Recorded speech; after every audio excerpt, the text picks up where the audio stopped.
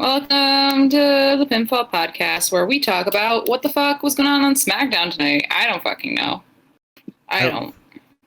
I was so hopeful for this episode. Like, I half loved this episode and half hated it. It's funny because like there were things where it's like I'm sitting there, I'm like, damn, this is awesome. And then while the damn this is awesome thing is happening, damn, this sucks is also happening. I'm like, I hate SmackDown's main card right now. I've hated it for a little while, and now I hate it even more. what is SmackDown's main card? Roman and Kevin. Again. Oh, For the fourth time. I meant to brush my hair going into this, and now I haven't. So that's a battle I'm gonna fight. Yeah, I really thought we were done with that. I loved 4 out of the 5 matches today. They were great. One match was lame as shit, but you know, that's what happens when you get it 3 times. But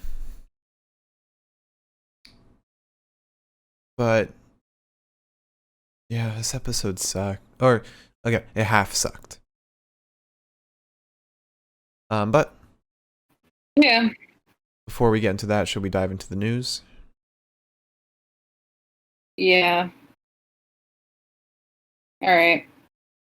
Do we spin the wheel before the news? I thought we did. We do. While you put up the sign. Yeah, all right. Let's get that wheel. Where? Okay, there's the wheel. Also, you should retweet the tweet. Oh, that's right. I have a phone. Yeehaw, Catholic. I guess we gotta wait for me to retweet the tweet. We don't do anything until I retweet the tweet. Hold on, it's gonna take a little bit because Twitter likes to wait to load. Alright, there we go. There's a tweet. Retweeted. Okay. Alright, so. I want everyone to know that, like, when we're waiting to start the podcast, Mark will be like, have you tweeted yet? Have you tweeted yet? And then he gives me this attitude when he goes to fucking tweet it. I see you. I see you.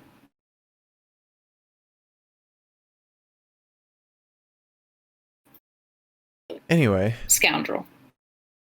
Let's spin the wheel. Let's see what your spin is.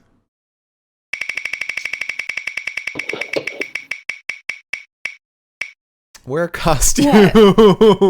I'm gonna kill myself. Oh my god. This wheel hates you.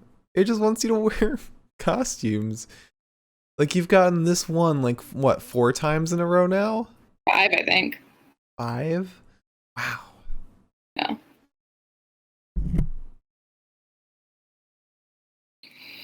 I don't know, man. While you think of a costume to wear, I'm gonna spin the wheel for myself. Here we go. And if you have any ideas for options for the wheel, let us know down in the suggestion box down below. If you're watching on YouTube, put it down in the comments. Oh, and I have no opinion for the best of the night tonight.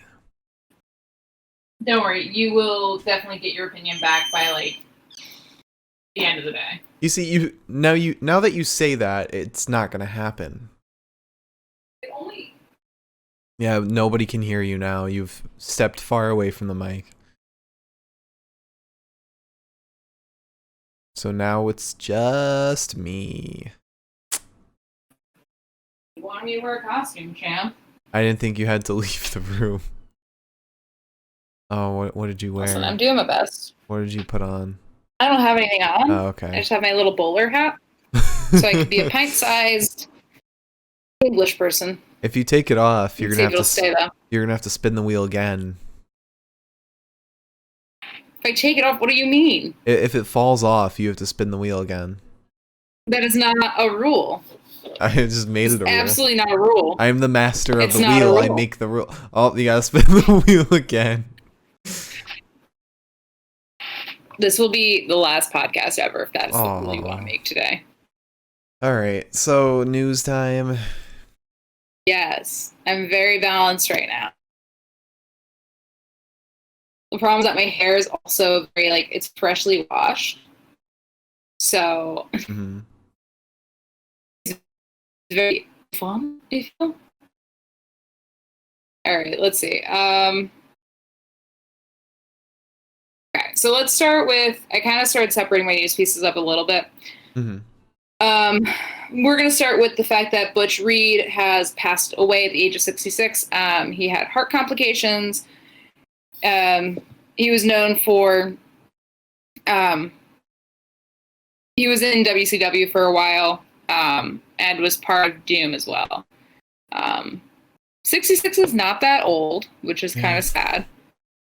But apparently he suffered 2 heart attacks this year alone. Wow. Which it's February 5th, so that's a bit intense. Yeah. Oh, my hat's going again. But yeah, so it was posted on his Instagram today that he passed. Very sad. Very sad that somebody that young goes. Because again, 66 is not that old. However, I actually have a piece of news that I think you won't have because it happened, I think, right after the podcast last episode. Well, it's interesting because I get news all the way up until Wrestle Talk does their NXT Live results tweets. So we'll see. You want me to say it right now, or do you want me to wait till you're done? No, you can wait until after this next piece of news because Okay. I've got segments here. Okay. This is outside of wrestling segments. Mm. And then after that, if you want to know if there's a better place for me to fit you in, we have returns and releases. We have news about main roster moves from NXT folk, and then we have WWE WrestleMania rumors. Well, I think it kind of coincides with the news about Butch Reed, almost. Okay. Hang on. I've got 2 more articles that I've got to get through here. Okay. Devon Dudley apparently has suffered a stroke. That's the news I was going to say. Oh. Howdy. Luckily, it doesn't quite coincide with it because Devon Dudley is still fine. He's recovering. It is interesting because he did talk about his health issues a couple months ago. Yeah.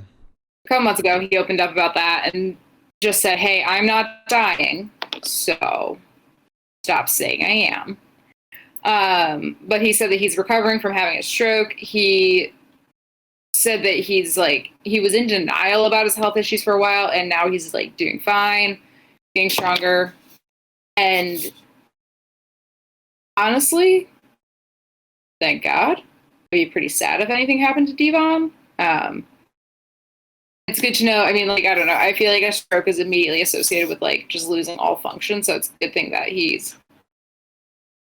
able to talk about it and he's still doing his podcast and stuff like that. So yeah, I mean, he says he's fine. I still worry just because he may think he's fine, but you never know how a stroke can affect like your mental well-being and your brain functions. But you would imagine that he would have,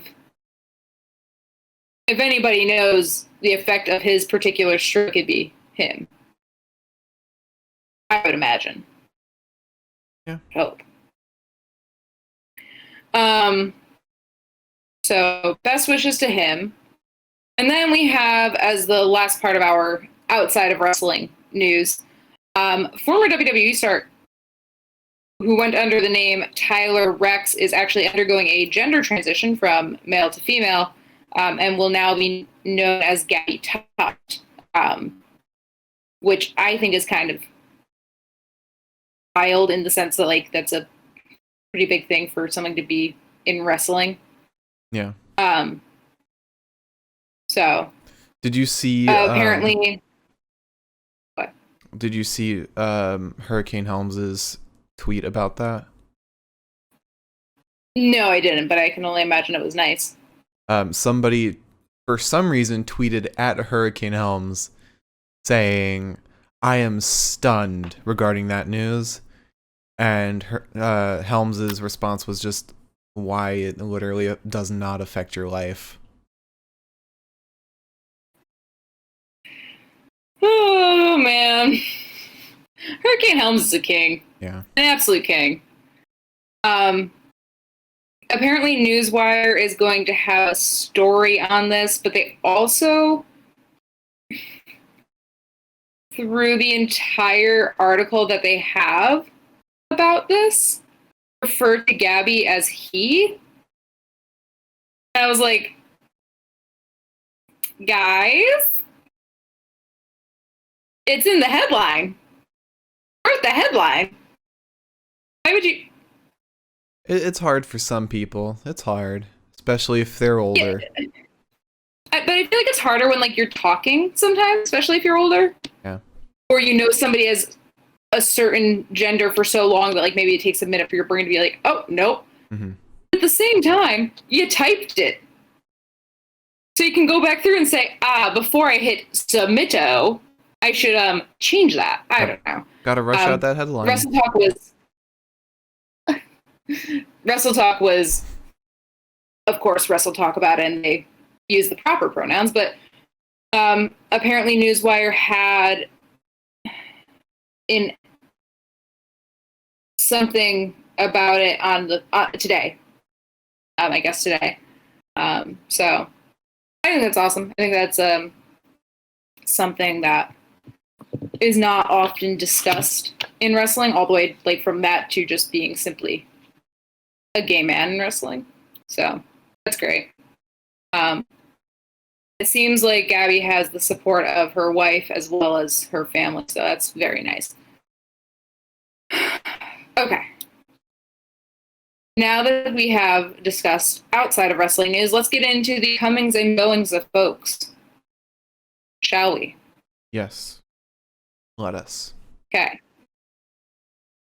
So, before I get to the obvious, Parker Boudreaux, who's just known in my head as baby Brock Lesnar, he quit football and signed with the WWE. And he's got a very punchable face, so like I don't have any real feelings on that. I also don't trust the fact that he really does look like Brock Lesnar. It makes me very uncomfortable. I feel like something happened. I don't think I've seen him, so I can't judge. You have, because I've definitely shown you pictures, and anytime I show you a picture, you're like, that's Brock Lesnar. No. That's just Brock Lesnar. In addition to that, Cesaro has a new contract. Thank fucking God. And a baby face turn. We'll get into that later. Yeah, we will. Fuck. You can't keep on. It's very small. My hair is very smooth. My roots are so healthy. And let's discuss Steve Cutler. I can hold this here while I talk. So Steve Cutler was released, and it's interesting because if you had asked me after Jackson Riker tweeted everything he tweeted the other day, months ago. If you had asked me, who do I think is going to be the first person of the Forgotten Sons to be released, probably would have said Jackson fucking Third Riker. Because he's a horrible piece of shit, and that name's not lost on me. Apparently it's lost on everybody else, but it's not lost on me. You put a Y, and suddenly everyone's like, oh, that's fine. Oh. Anyways, I'm fine. It's just anti-Semitic. That's all. Real quick, I want to respond to something Mike said in the chat. Hi, Mike. The fonts on the wheel, the way Streamlabs does the wheel, it fucking sucks because no matter how long the word is, it puts it at the same length. So if it has a lot of letters, it crushes them together to be the same length as like a 4-letter word, or spreads out short words to fit that length. So it really sucks. Really sucks. No, you're not having a stroke, Mike. Anyway, let's continue with the Steve Cutler news. Please. So Steve Cutler was released, or Jack Raker. Yeah, that makes sense. It's fine. It's fine. So, of course, naturally, I was pissed off when I heard about that because Jackson Raker is still getting a mid-card push, and I think he should just be... I won't say it out loud because maybe it'll get us in trouble. But punished, in a sense. I think we can say that there's no reason that Steve Cutler should have been fired and not Jackson Riker. Jackson Riker can eat a bunch of fucking worms. In the same way that if you're gonna fire Steve Cutler, you should also fire Ricochet. Right. So here, I was gonna get into the details, but basically, Steve Cutler, who is well liked in the locker room, unlike his previous cohort,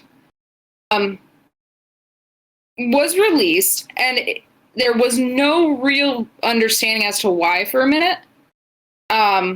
Apparently, it is kind of an open release where he could come back if he wants to, which doesn't really make sense because that's like saying you're fired, but if you ever want to come back, like maybe. Anywho. So apparently, according to the WWE, Steve Cutler was released because he threw a New Year's Eve party in January.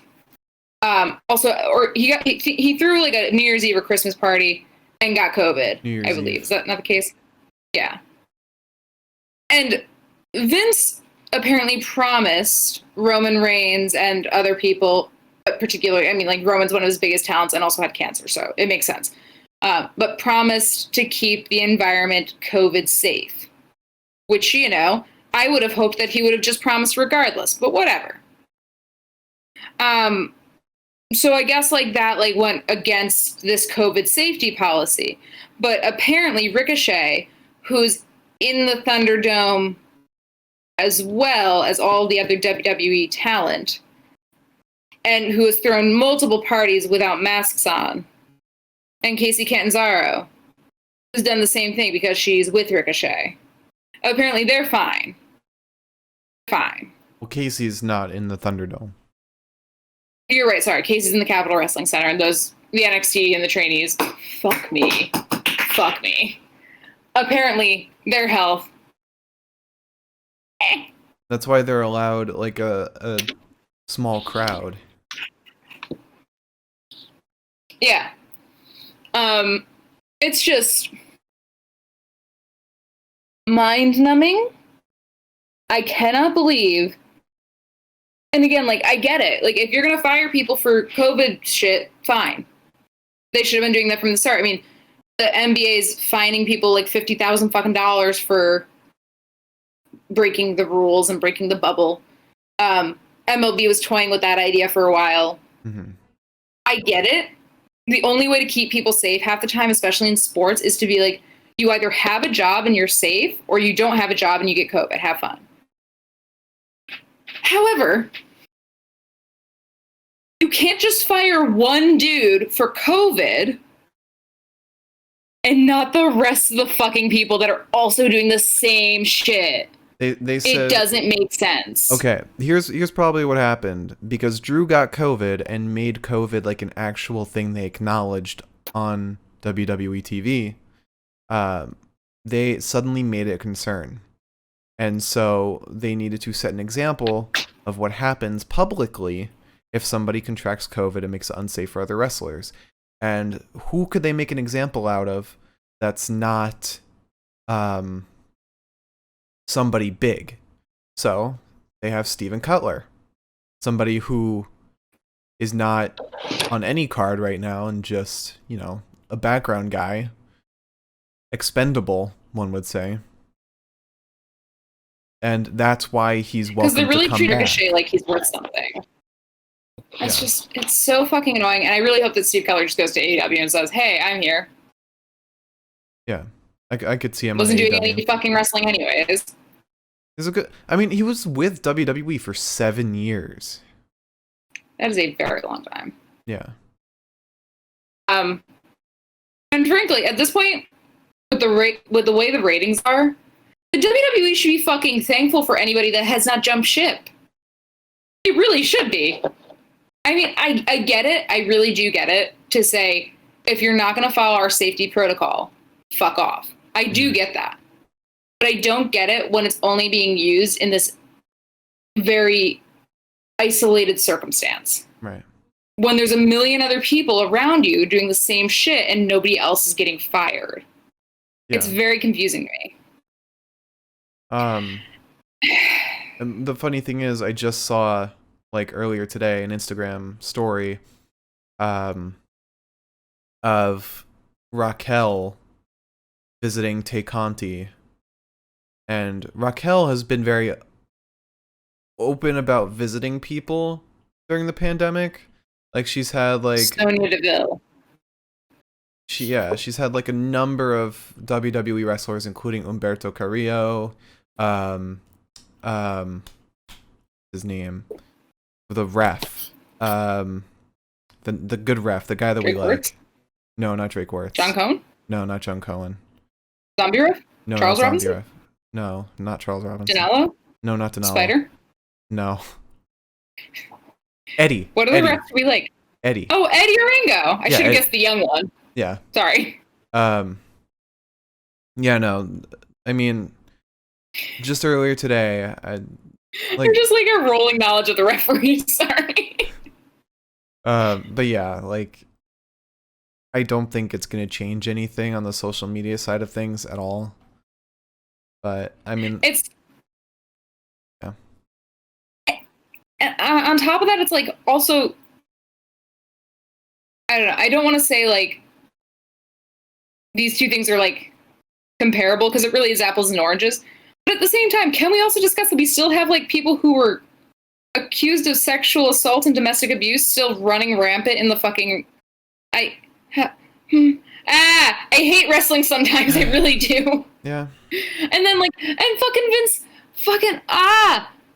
when I first, like, the way they said that Hulk Hogan was going to be there, without any regard to the way that it sounded when they said that. I said, oh, you mean Hulk Hogan who's maskless in bars? Just incredibly racist, incredibly flagrantly, like, just dumping all the COVID rules. You're letting this man come in, who's apparently safe for the roster. Like, that's how it sounded when they announced that he was going to be on Smackdown. And I was like, I get it, he wasn't there, but, like, you could have phrased it differently. Yeah. Okay, I'm not going to spend all night talking about this. Yeah, I've got Monday Night Raw to talk about it. We can go on forever, but we'll just be reiterating the same point over and over. It's okay. Let me get through some more stuff. So WWE is leaving Tropicana. It seems. Well, say that again. You cut out.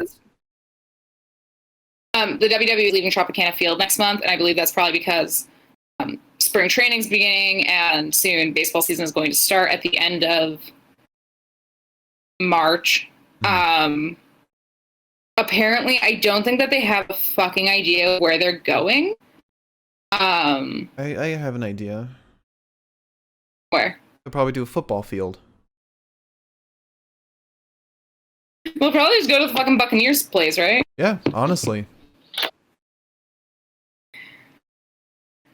I love it. Yeah, I don't have any plans to like really start touring again soon. And then like they're like fucking couch surfing in different stadiums, and I'm like, but maybe you should. Maybe you should consider, guys. Anywho, on top of that, we've got Austin Theory might be going back to the main roster. The only reason I would want this, the only reason is because, one, then I can go back to respecting Johnny Gargano. Two, because then there is a vague chance that I would get a Matt Riddle, Austin Theory match, two horrible human beings with one brain cell between the two of them in a match. The promos would be so mind-numbingly stupid, I would have a fucking field day. I ask for one thing.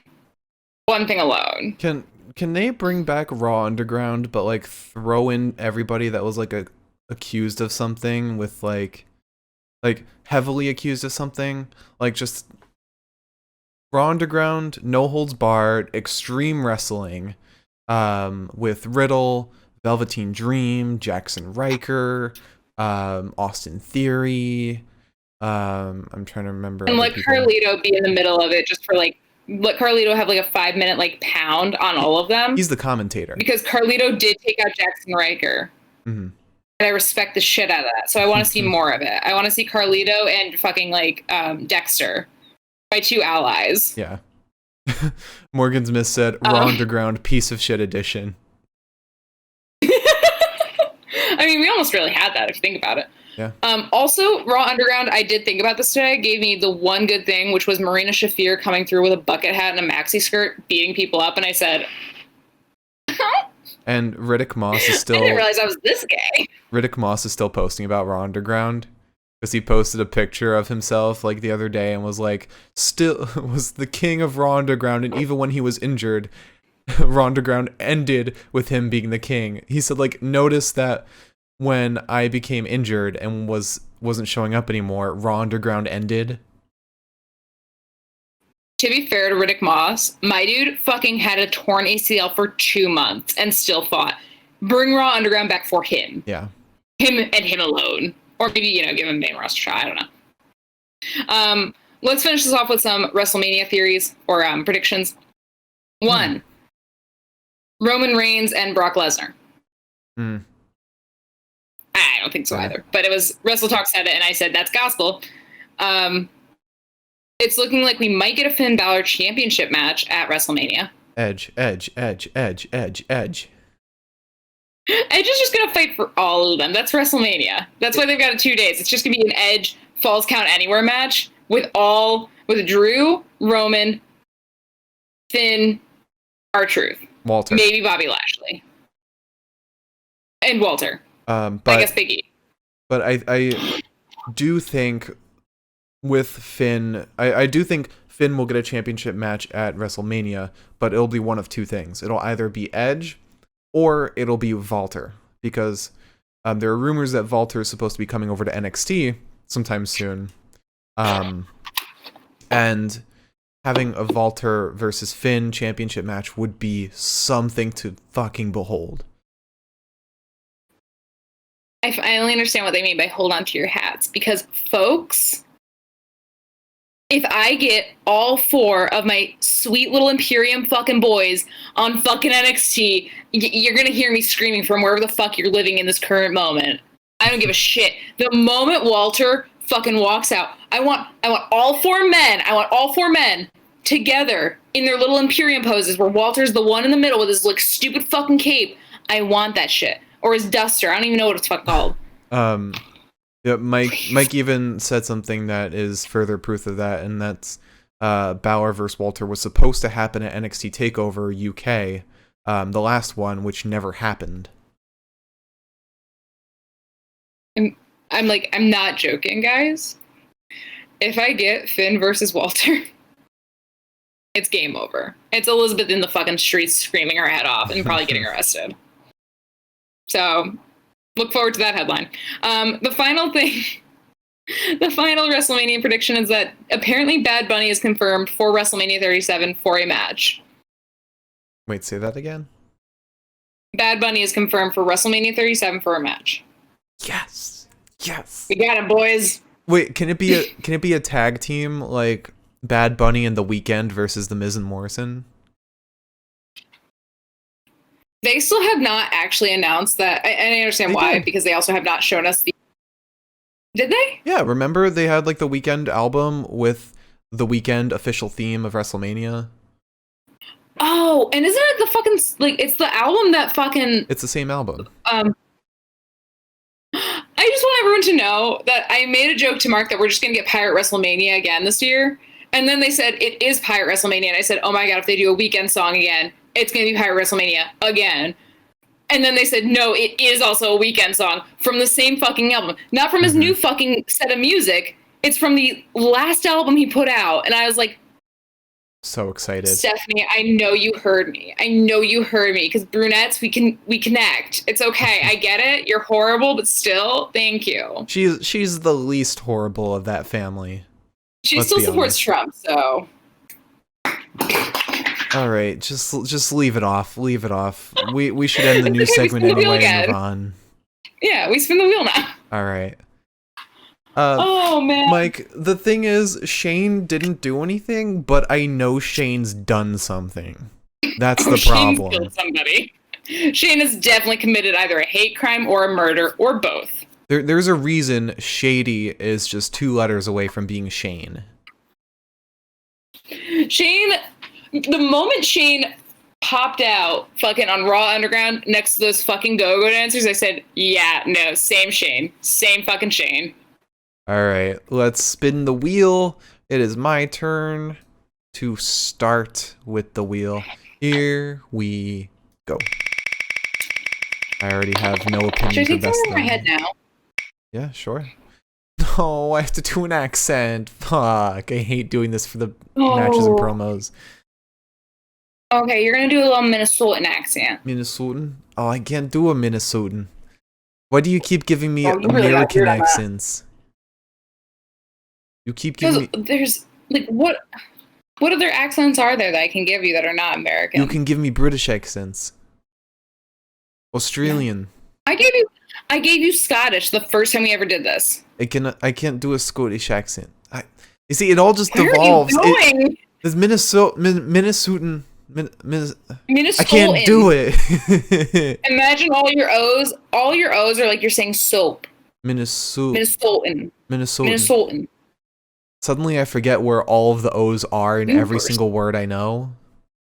See, a lot of the times I only do it when I'm in like a deep conversation, but a lot of times my O's start sounding very, very Midwestern, and it's very confusing for me because I'll hear it and I'm like, that's not Elizabeth. That's not her. Well, now it's time for Elizabeth to spin the wheel. Minnesotan. Look at my unbrushed hair. Isn't she so cute? Wear a costume. Are you fucking with Mark? Come on! Spin it again! Spin it again! I'm not doing this again! No. It's the wheel. You abide by the wheel. I have gotten this 7 times, Mark. 6 times in a row. Oh wait, no. Okay, hang 10, brother. Yeah. Oh, this is sick. Okay, good. Liz has gotten wear a costume for 6 times in a row. Perfect. Gonna be the grumpiest little Kiki you've ever fucking seen. All right. Also, because my hair is freshly washed, it's like, what? All right. Let's fucking get into this. All right, so it's rigged. I can't see it. And I feel like I can't see it. So therefore, you're just like, wear a fucking costume again. It is not rigged. I'm calling the KGB. So we start with Roman, Paul, and Jay in the ring. They want to bring up Edge, that they shouldn't, or he shouldn't waste time going to other brands, and that they're all just a waste of his time. And Edge hasn't come out. I think Paul was the one to bring this up, that they were out first before Edge, and they don't want to wait for Edge. And then Paul gets confirmation from the an official who says that Edge isn't there. So Roman says very intimately that he wants a decision from Edge before the end of the night. And that's that promo. It was actually a really well-delivered promo. Roman keeps getting better and better each episode. I think Roman's taking my place for favorite Gemini that does extremely long promos for no fucking reason. Except he does them well. A lot of people, like, so I was talking to you about this. A lot of people are, like, annoying me a little bit because they're like, man, Roman's such a better champion than Drew is. And I was like, one's a massive fucking heel and one's a massive fucking babyface. Obviously, they're going to do things differently. I do get it that, like, Drew's whole shtick is very tired because Drew's shtick is, I'm so thankful that you taught me how to do the wrestling and shit like that. And also, like, naturally, heels are more interesting than faces. Yeah. A face champion run is so fucking boring. Yeah.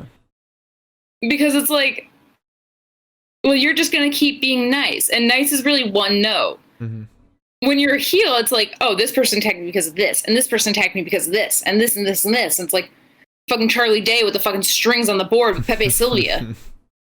So after this promo ends, we move on to Dominik Mysterio versus King Corbin for the third time. Yeah, you got the Corbin right. Corbin. No, that was wrong.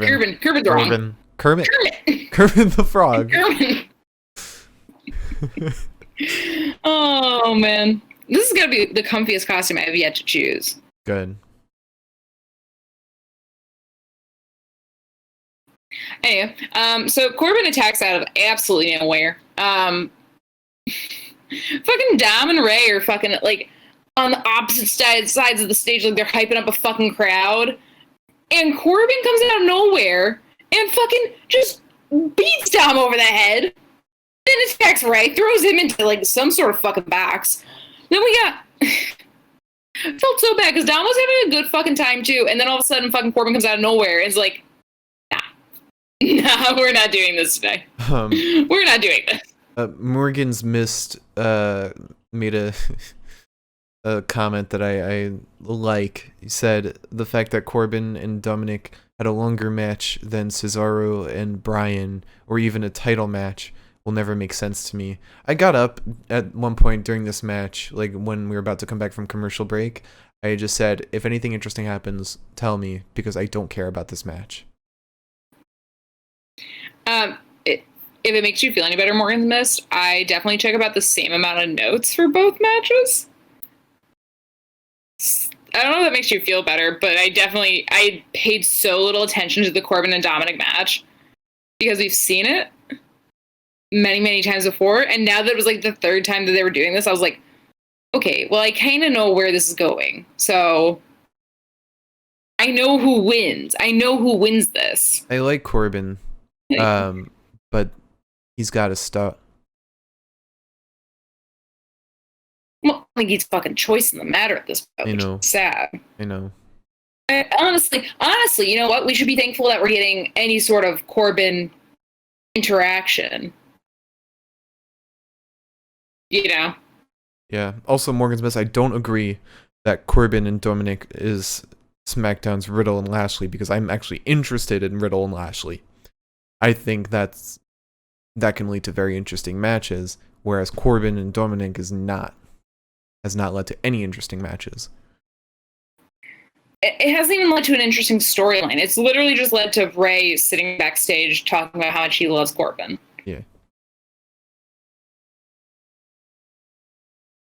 Oh dear God. Oh, happy friendiversary to me and Sarah, my best friend. Woo! She's my other friend who also watches wrestling. And her father has the same birthday as my father, and they're both very frustrating human beings. In a good way. Ooh.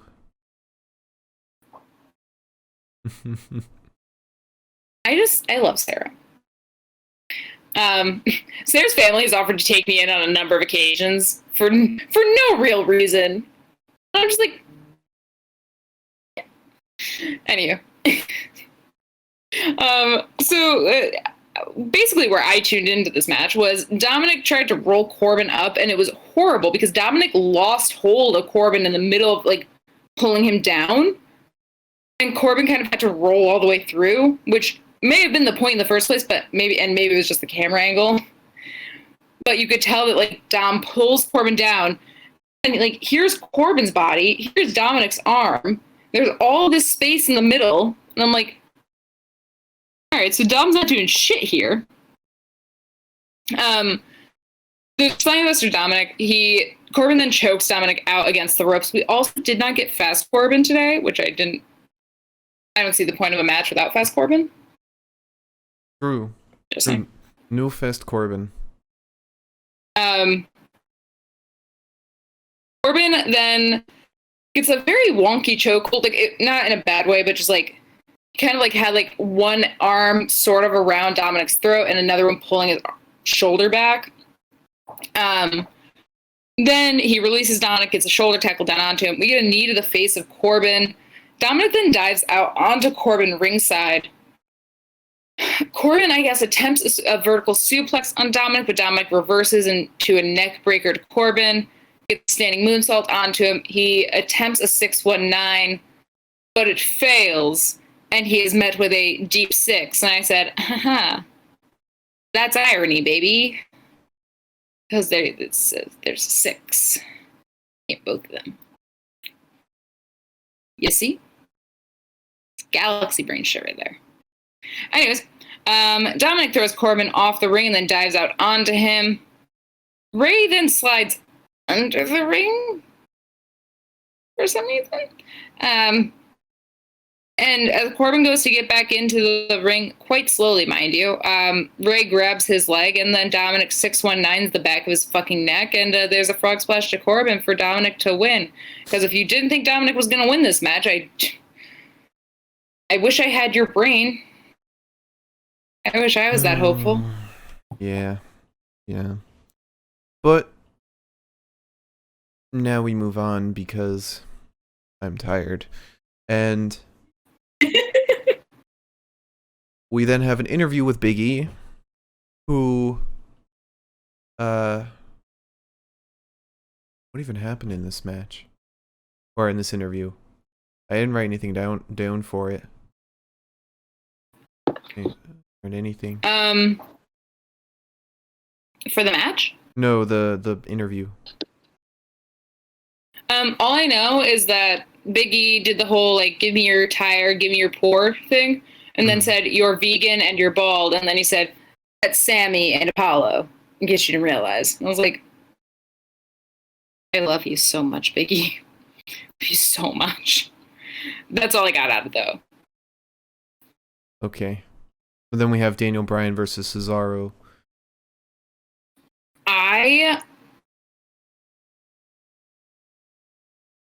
Oh, man. This was a fucking... I think my thing for this is that, like, after you told me that Cesaro is one of Daniel Bryan's guys. Daniel Bryan's guys. Sorry, that sounds weird. Wait, Daniel Bryan's. Like, one of the guys that he likes. Yeah, but it would just be Daniel Bryan's, not Daniel Bryan's, because it's not Daniel Bryan's. That's not his name. It's Daniel Bryan's. N apostrophe S. Much to think about. Anyways. One of Daniel Bryan's... See, my brain doesn't want to stop there. It wants to add that extra S.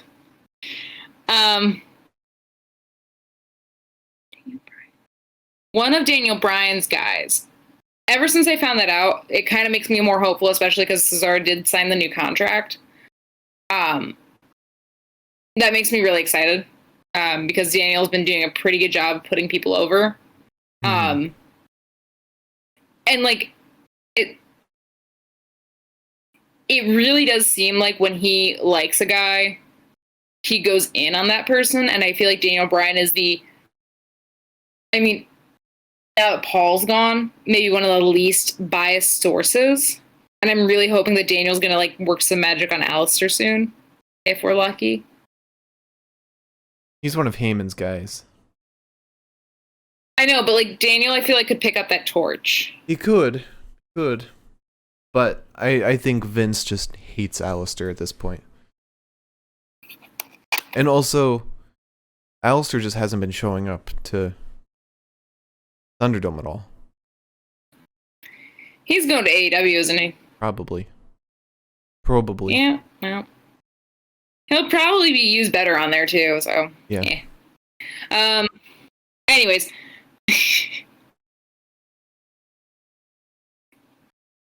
There's this new meme circulating of this elevator, and like where like it usually says like the floor number, it says EBDB. And now, because I call Daniel Bryan my notes DB, I started calling him that. And then I remembered the Eskimo Brothers database from the league. The EBDB, B&B. My mind. I loved it. Sorry. I thought about that, and I would have told you that in private, but now that we're, like, chatting. I still wish you told me that in private.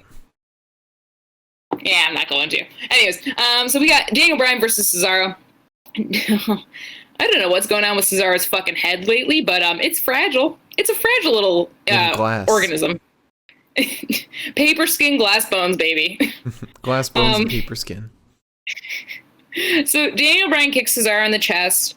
There's a kick to the face of Cesaro, and Daniel Bryan throws him out, and a fucking hilarious scene from the camera angle, because you just see the massive body of Cesaro getting dumped over and then disappearing behind the apron. Hilarious. However, I think that's where he picked up the injury if it were not for the missile dropkick right afterwards. Because it was a very short time into the match that Cesaro started bleeding all over every feasible thing in the ring. And there's a missile dropkick, however, after Daniel throws Cesaro out of the ring. Daniel Bryan goes up in the air and is almost uppercut by Cesaro, but Daniel Bryan catches his arms and brings him down into a backslide. Cesaro at this point is when we realized, was either before this or after, that he is bleeding from the back of his like fucking head, which happened last week too. And you asked maybe he was bleeding, but I said I don't. Normally, if somebody's bleeding, they'll point out the blood, like it'll be obvious. Mm-hmm. Like the whole point of bleeding is it's like it's coming down your face and it's like fucking scary. And normally the announcers are like, "Oh man, he like really, really fucking took a hit, I guess." But like nobody talked about it at all. Yeah. And Cesaro doesn't seem like the type of guy to bleed, in my opinion. Yeah, definitely not. I don't know. He seems a little too chill for that shit. Mm-hmm. But yeah, Cesaro's bleeding fucking everywhere. And I do wonder at the same time, if he got gashed last week, it may not have healed entirely. I don't know if it was on the same side of his head this week, but if it was, it may not have healed entirely. And then if he hit it again, it could have just separated the skin again. So either way, Daniel Bryan is on the ground. Cesaro basically does a handstand on Daniel Bryan's body. Again, I added that extra S in there just as a treat. As he sends some knees into Bryan's spine. Cesaro goes for the corkscrew uppercut. And I knew it was going to fail the moment that I saw, instead of Cesaro going at like this angle, going like this. And I was like, he's going to be caught. Because Daniel Bryan then catches him with a foot to the chest, I believe. Daniel Bryan is then up on Cesaro's shoulders and then dropped into a neck breaker. And I said, oh, all right. Cesaro then gets the swing on Daniel Bryan while there's blood just flowing from his fucking head. We get a sharpshooter. Cesaro wins after getting blood on because Daniel Bryan stomped on Cesaro's head, so there's blood all over the fucking mat. At one point, Daniel Bryan was trying to get the label lock locked in, so he got blood all over the bandages that he covers his wrist with. And like, at that point, too, by the way, when he got the blood on his bandages, I was like, oh, so maybe that'll stop the bleeding because, like, he's getting all that excess shit off, whether he knows it or not. And then it came back in full force, and I was like, maybe stitches? Maybe at this point. We might not see him for a little bit. I'd like him to take maybe a little break if he's going to keep bleeding from the noggin like that. That's probably the worst place to bleed from, besides, like, the eyes and the ears.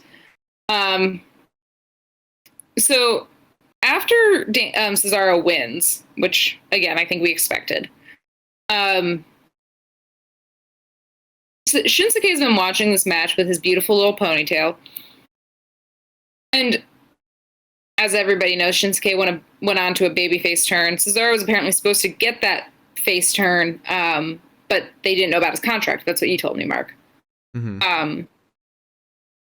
And then Cesaro, in all of his glory, walks up to Daniel Bryan and gives him a little fist bump.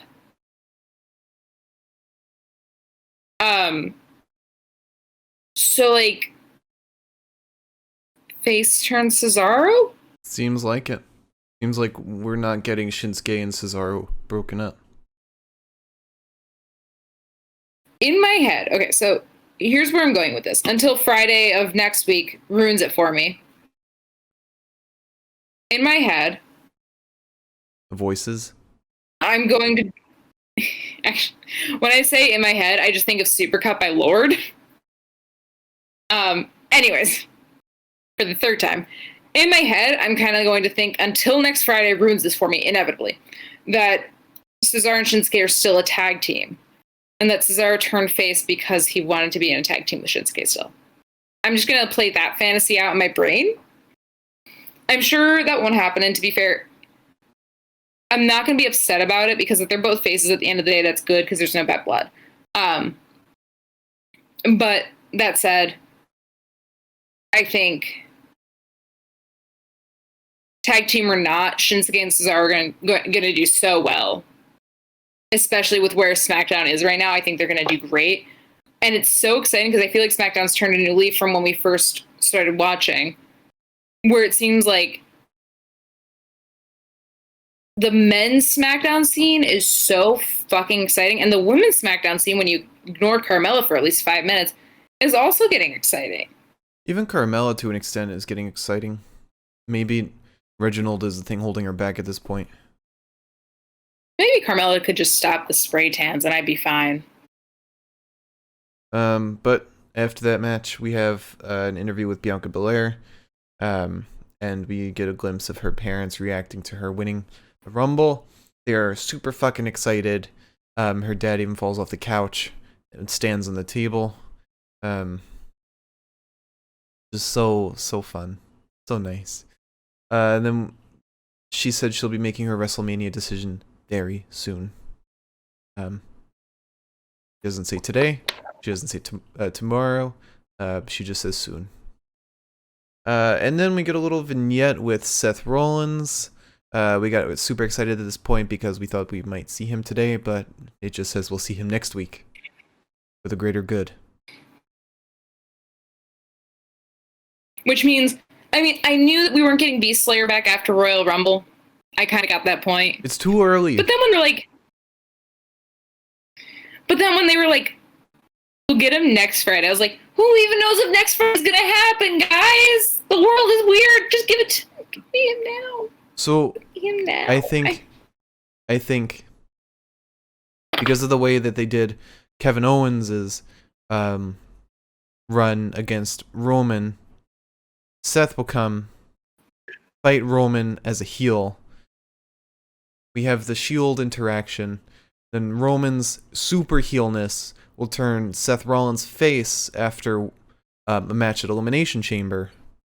And so he'll start to slowly turn face after that until WrestleMania, when we get Roman versus Seth, we'll get Beast Slayer again. Can I just... I want Seth and Buddy back together. But not as, like, the Messiah. I want Seth and Buddy back together as, like... Tag team? Buddies. Not gonna happen. You know. Seth can now have a tag team with Kevin Owens.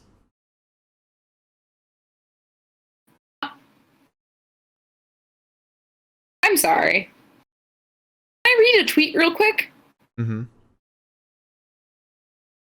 So Kumail Nanjiani tweeted, called my trainer daddy by mistake, so I'll be burning my house down and moving to the exact center of the woods. And Dave Bautista responded with, fuck that. Just start calling every guy daddy and own it. Say that shit like you mean it with bass in your voice. Make it your thing. It'll become trendy because you're fucking on fire right now. Don't move to the woods, daddy. See? It's already catching on. Hashtag supportive friend. I'm glad that the only thing that makes that relevant to this podcast is Dave Bautista.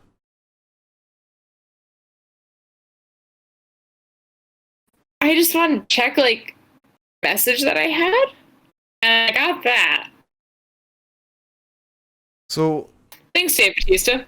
Anyway, we have up next Bayley versus Ruby Riott. Oh, boy. Okay. Okay, I just actually, to be fair, Ruby Riott came through on this one. Both came through on this one. I really enjoyed this match. Bayley, I expect to come through.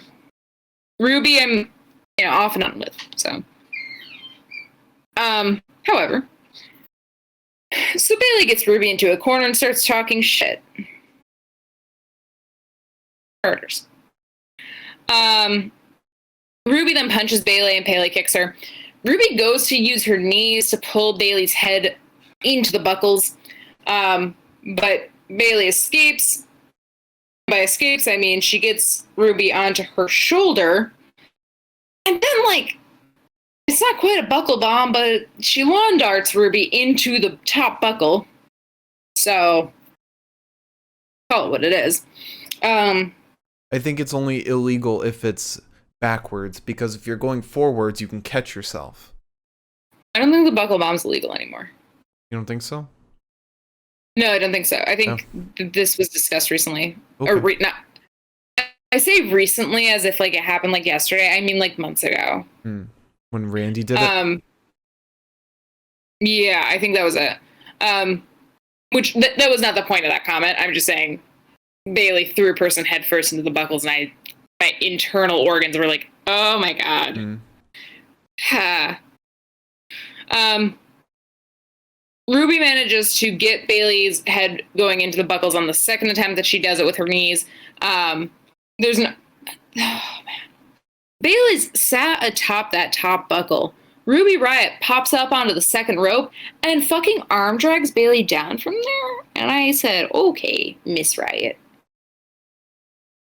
Okay. Fucking insane.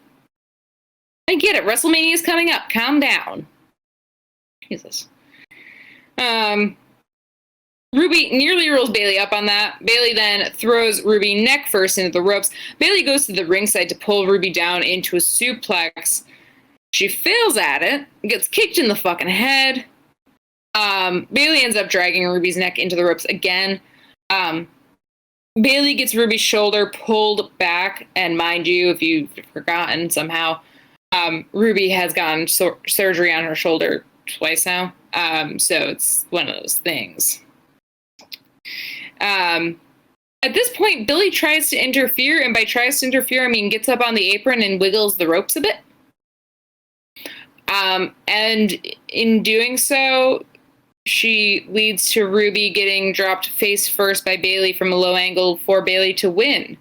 And then Liv is mad at Billy, and I said, well, you both did just about the same amount of nothing tonight, so maybe we could just stop being mean to Billy Kay for 5 minutes? And then fucking Michael Cole and Corey Graves had to make me excited for a second, because I was like, they mentioned Billy tagging with Bayley, and I was like, yes, please. Yes, please. I'd love that. Because they're both loud, obnoxious. I think they'd work well together.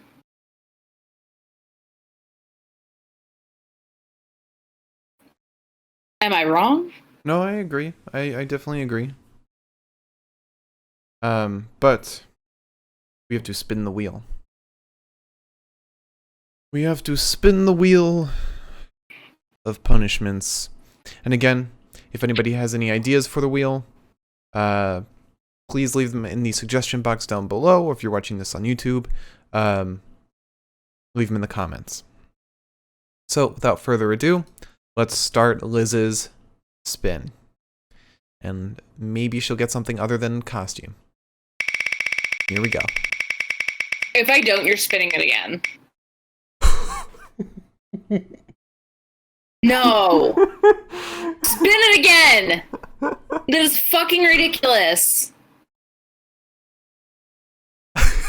I don't know why it's doing that every time for you. Literally every time. All right, if it happens again though, you stick with it. Fine. And it does at different speeds each time. Well, I'm sorry for this, but you got best of the night, no opinion. Fine, whatever, fine. I don't care as long as it's not another fucking costume. So now both best of the night no opinions are canceled out. So now we both have opinions for best of the night. And now we do my spin, and here we go.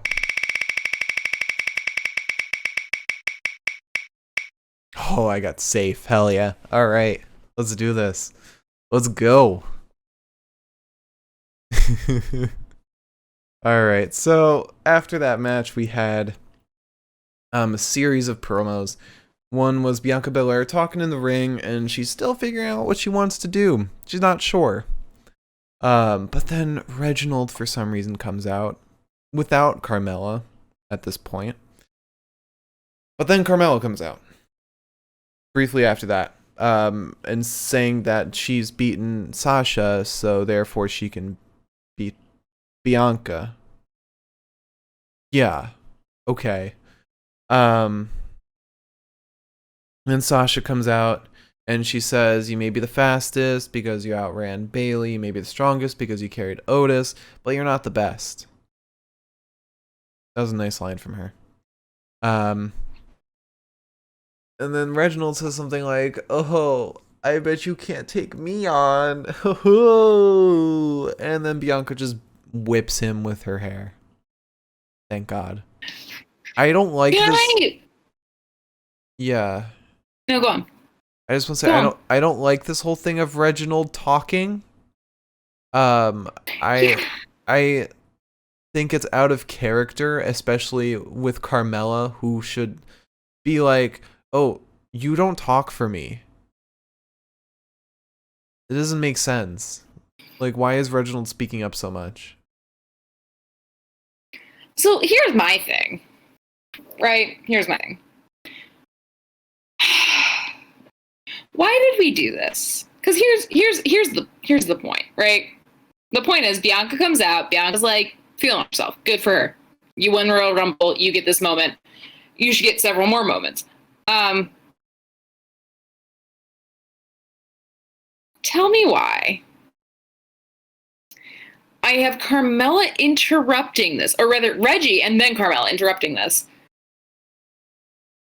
And then when Sasha interrupts, Carmella's just standing there doing fuck all to make it, to drive the point home that Carmella should not have been there at all.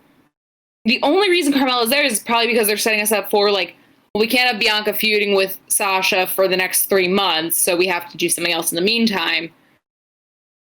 So I'm sure Bianca's going to have to go through Carmella to get to the title, whatever. It doesn't really count because she won the Royal Rumble, but whatever. It's just so frustrating because I think Carmella's character is so underdeveloped. I think she grates on my last fucking nerve. Also, I need her to lay off, and this is a very, sure, I'm a girl, maybe I'll say this shit. I don't give a shit. I need her to lay off the fucking self-tanner when she's the same fucking shade as two people who are not white. It is ridiculous. Carmella, you're white. To be fair. I hate to do that to you, honey. To be fair, Sasha was looking extra pale today. Sasha did look pale, but Bianca didn't, and Bianca was the same color as Carmella. And one person is wrong there, and it's Carmella. Right. But why? Why are we getting more Carmella in this feud when we could just replace her with Natty? Just put Natty in that position. You're not wrong. You know why we're getting Carmella in this feud, though? Why?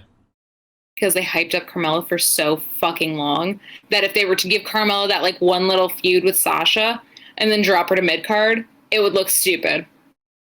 Natty, honestly, I would rather see... I'm going to try to keep this short because I'm a very hardcore Natty stan. And that's on me. We all make choices. I made mine. But my choice is... I mean, at the same time, because they're grouped into the same catering card, I'm also a massive Tamina stan. Because these are two bitches who can do some nasty shit. I watched Tamina knock fucking Nikki Bella's tooth out one night. I watched that. It was mean. These are bitches who can get shit done, and I'm just sitting them use as filler.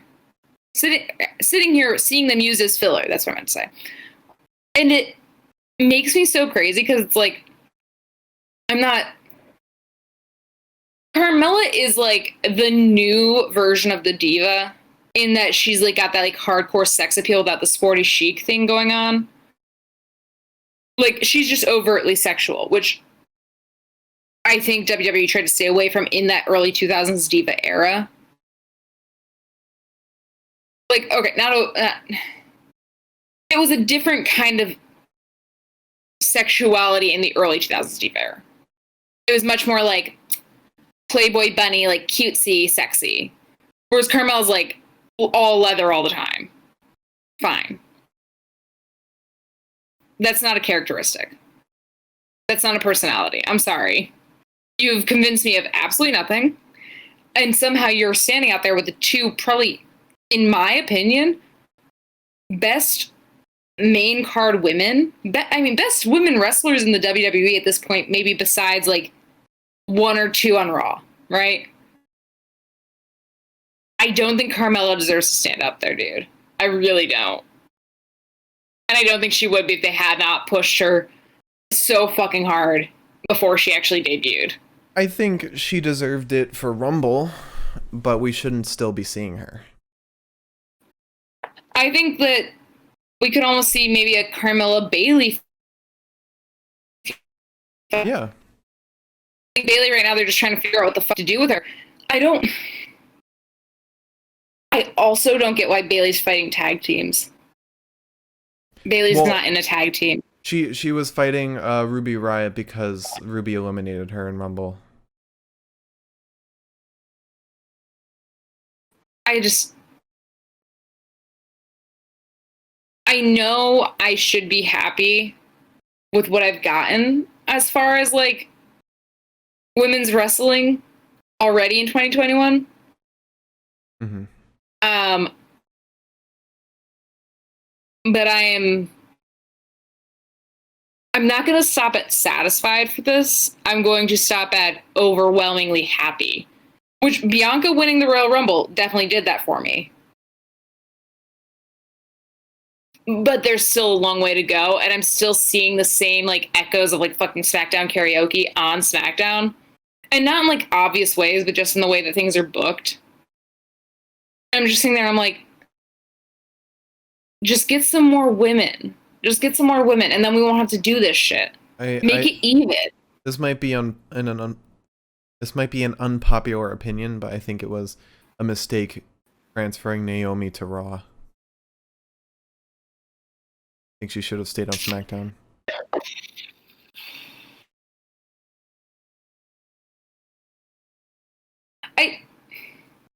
I feel like with Naomi, it's one of those things where it's like, we're looking at a chain of events.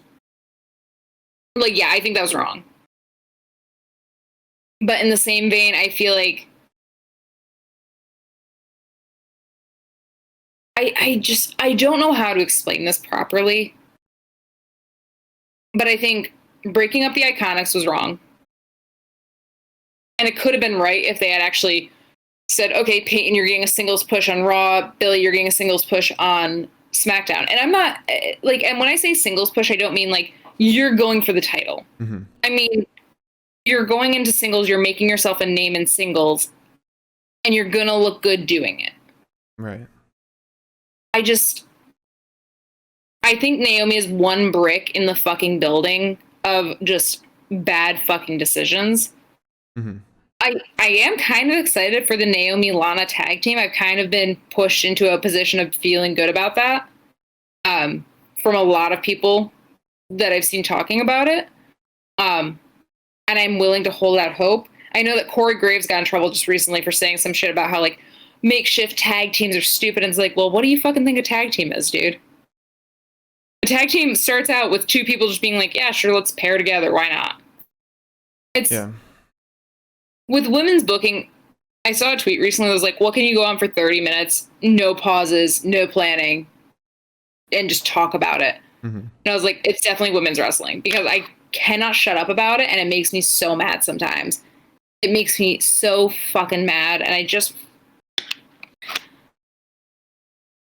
bottom line, I'm really happy about Bianca and Sasha getting their pushes. I'm so excited for Bianca.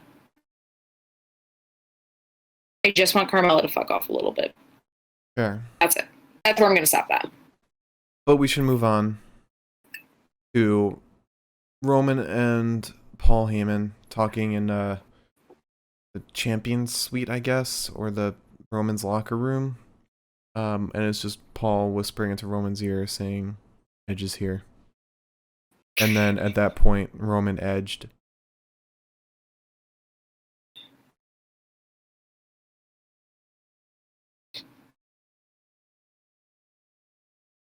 So after that, we had an interview with Sami Zayn. What? Wait. It was just the moment that Paul whispers about Edge being in the building, the face Roman made reminded me explicitly of Job from Arrested Development just saying, I've made a huge mistake. It was just like, that was it. I was like, Roman, are you good, buddy? But then we have an interview with Sami Zayn. I didn't write down anything for this either, but it's just Sami. I have one note. Yeah. Oh, go on. No, you go. Oh dear, okay, because I only wrote, these are trying times. That's my only note for this. I was really hoping that you'd have notes to tell me what happened. I think it was just him saying that he's gonna have his documentary crew with him. He's gonna prove everything's a conspiracy or whatever. It's Sami Zayn stuff. If I'm being honest, I'm getting tired of this Sami Zayn. I think they're going a little too, they're getting stale with it. I'm tired of the documentary crew. Unless they come out with like a full-length documentary at the end of this, I think it's getting stale. But I love Sami Zayn as a person. I love Sami Zayn's character, but I think where he's at with his character right now is stale. I think they either need to make him face again, or push his character to another heel level. But I think we're just kind of stuck in like a middle ground area that's kind of weird. I'm happy with it still. I just want to see all the footage that they've gotten so far. I want to see Sami Zayn's conclusions from everything that's happened at this point. Yeah. I feel like it's like my inner Unsolved Mysteries fan coming out. Hoping that I get the same thing with Sami Zayn. Morgan's Miss said and I hope it's got a dramatic narration. Morgan's Miss said he has to go full Che Guevara. It was funny because I was thinking too. I don't know if you said this. Maybe I imagine you did, but like maybe you said something along the lines of Sammy's. What if he turns face too? And I said I think we're a long way off from that. Yes. The moment you said that, we just get Sami coming out, just like fucking dancing around, and like normally Sammy's dancing is pretty like coordinated. It seems this time he was just all over the top of the ramp, and I was like, Sami, no. Sweet boy.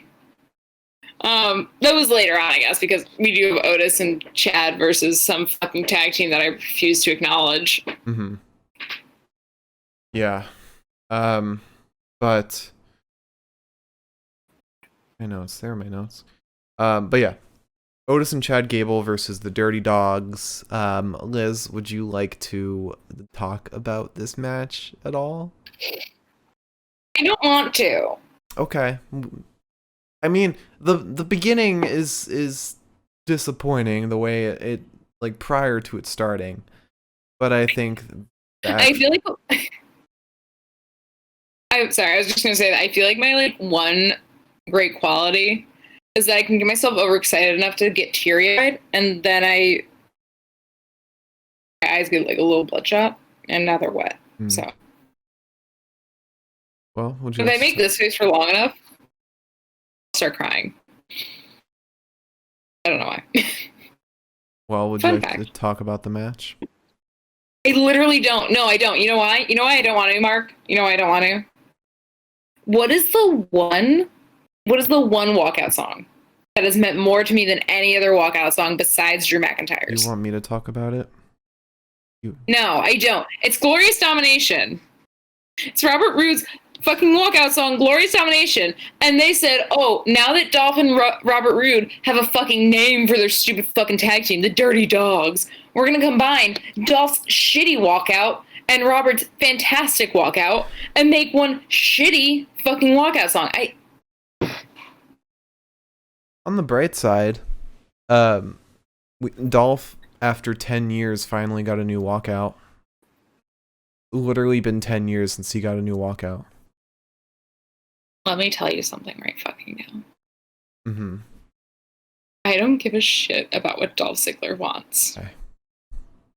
Let's just start talking about the match. I will fight that man in hand-to-hand combat. Little blonde bitch. Anyways. Now that I'm off my high horse, the one trade-off that we did get for this is that Corey Graves and his little Wi-Fi forehead did not commentate this match, basically whatsoever. We got Montez and Dawkins commentating the entire match. None of it made sense. I loved it. Anywho. Did we ever find out if this was a title match? It was not. Okay. Because cool. I didn't hear them say, and still the Smackdown Tag Team Champions. Okay. To be fair, I genuinely forget on a constant basis that Dolph and Robert Roode are the Tag Team Champions. I genuinely forget that every other Friday. Mm-hmm. But anyways, you know, when the Street Profits were the Tag Team Champions, I didn't forget that. So we start with Dolph versus Chad Gable. Pardon me. First, I don't know how to call this besides it looked like a chop block. Like Gable got his feet around Dolph's ankle, it seemed. I don't know. But Gable gets that off on Dolph. Dolph goes from that right into drop kicking Mr. Chad. He then slabs. That's not the word. Dolph goes to slam Chad Gable into Robert Roode's knees. Roode is now the legal man. We get a vertical suplex to Gable. Otis gets in. There's a shoulder tackle to Roode and then an overhead belly to belly. Mr. Otis then drops Dolph as well as he interferes and then hits him with that sweet, sweet discus lariat, which I did discus in high school and somehow I still cannot fucking spell it. How do you normally spell it? Well, because I think maybe I'm wrong, but discus is D-I-S-C-U-S. Yeah. And discuss has the extra S on the end. Hmm. So nothing ever corrects me in my notes when I get it wrong. Right. I also wasn't good at discus, so maybe that's why.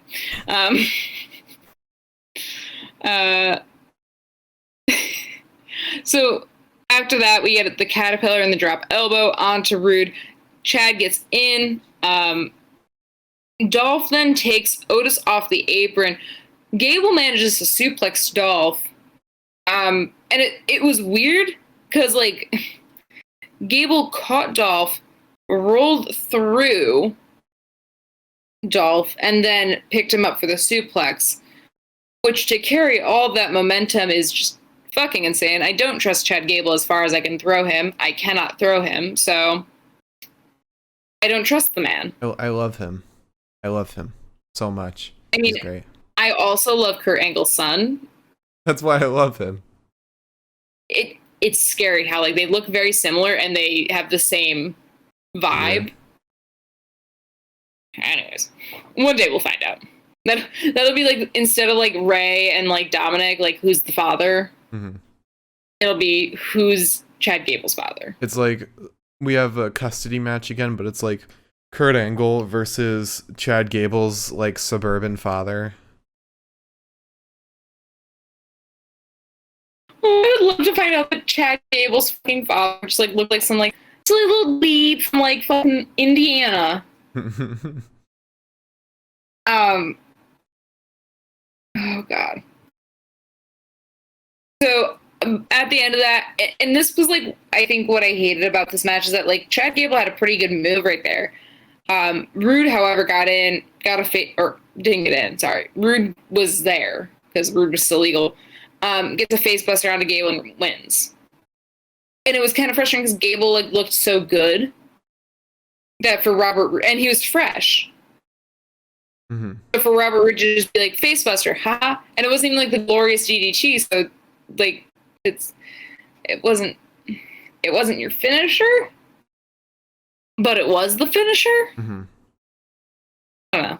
I didn't care for that. I think I found Chad Gable's father. His father's name is Pete Betts, and he's not like a wrestler or anything. He on Google, like, he's just known as Chad Gable's father. And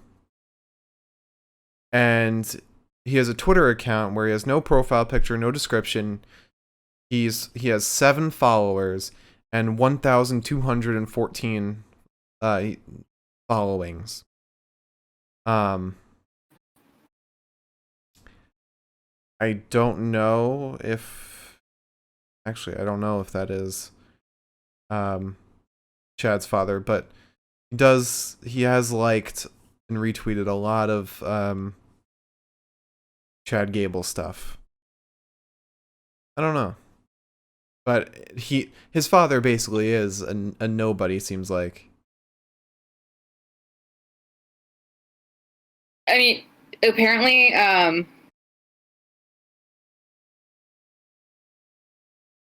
Jason Jordan was Kurt Angle's kayfabe son. But everyone was like, no, it's Chad Gable. Yeah. And I'm glad that everyone else agrees to disbelieve everything that happens.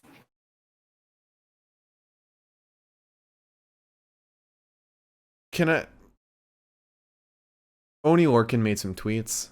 Can I just read them real quick? Oh dear God. Yeah, sure. So first one, an hour ago, a guy knocked on my door today, and when I opened it, I punched him in the face, just got home. Right after that, I'll fight any WWE superstar in my basement right now. So he also wants Raw Underground to come back. And then right after that, 4 minutes ago, my Twitter was hacked. If it was real, I would kick your ass for real.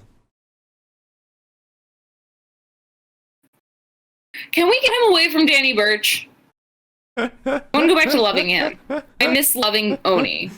Oh, God. Or, as I like to call him, Lonnie, Biff Basic. Alright. Should we get back to the match? Oh, yeah, I guess we're still talking about SmackDown, huh? Oh. I'm done with Chad and Otis and the tag team that I will not fucking reference for the rest of my fucking life. I'm so mad. No. Okay. So Dirty Dogs. So mad at them.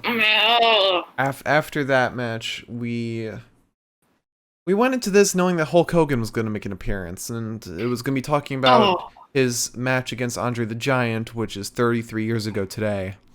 Who fucking cares?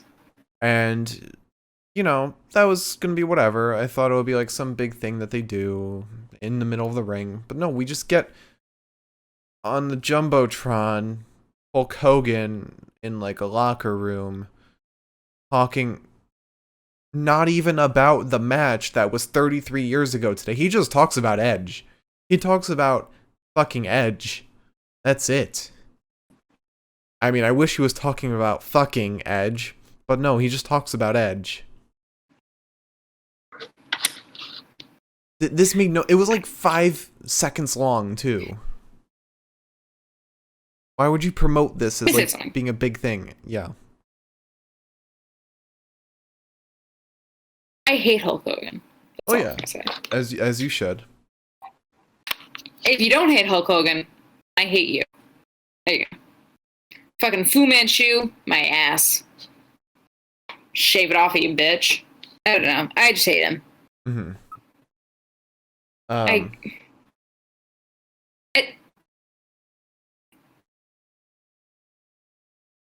Yeah.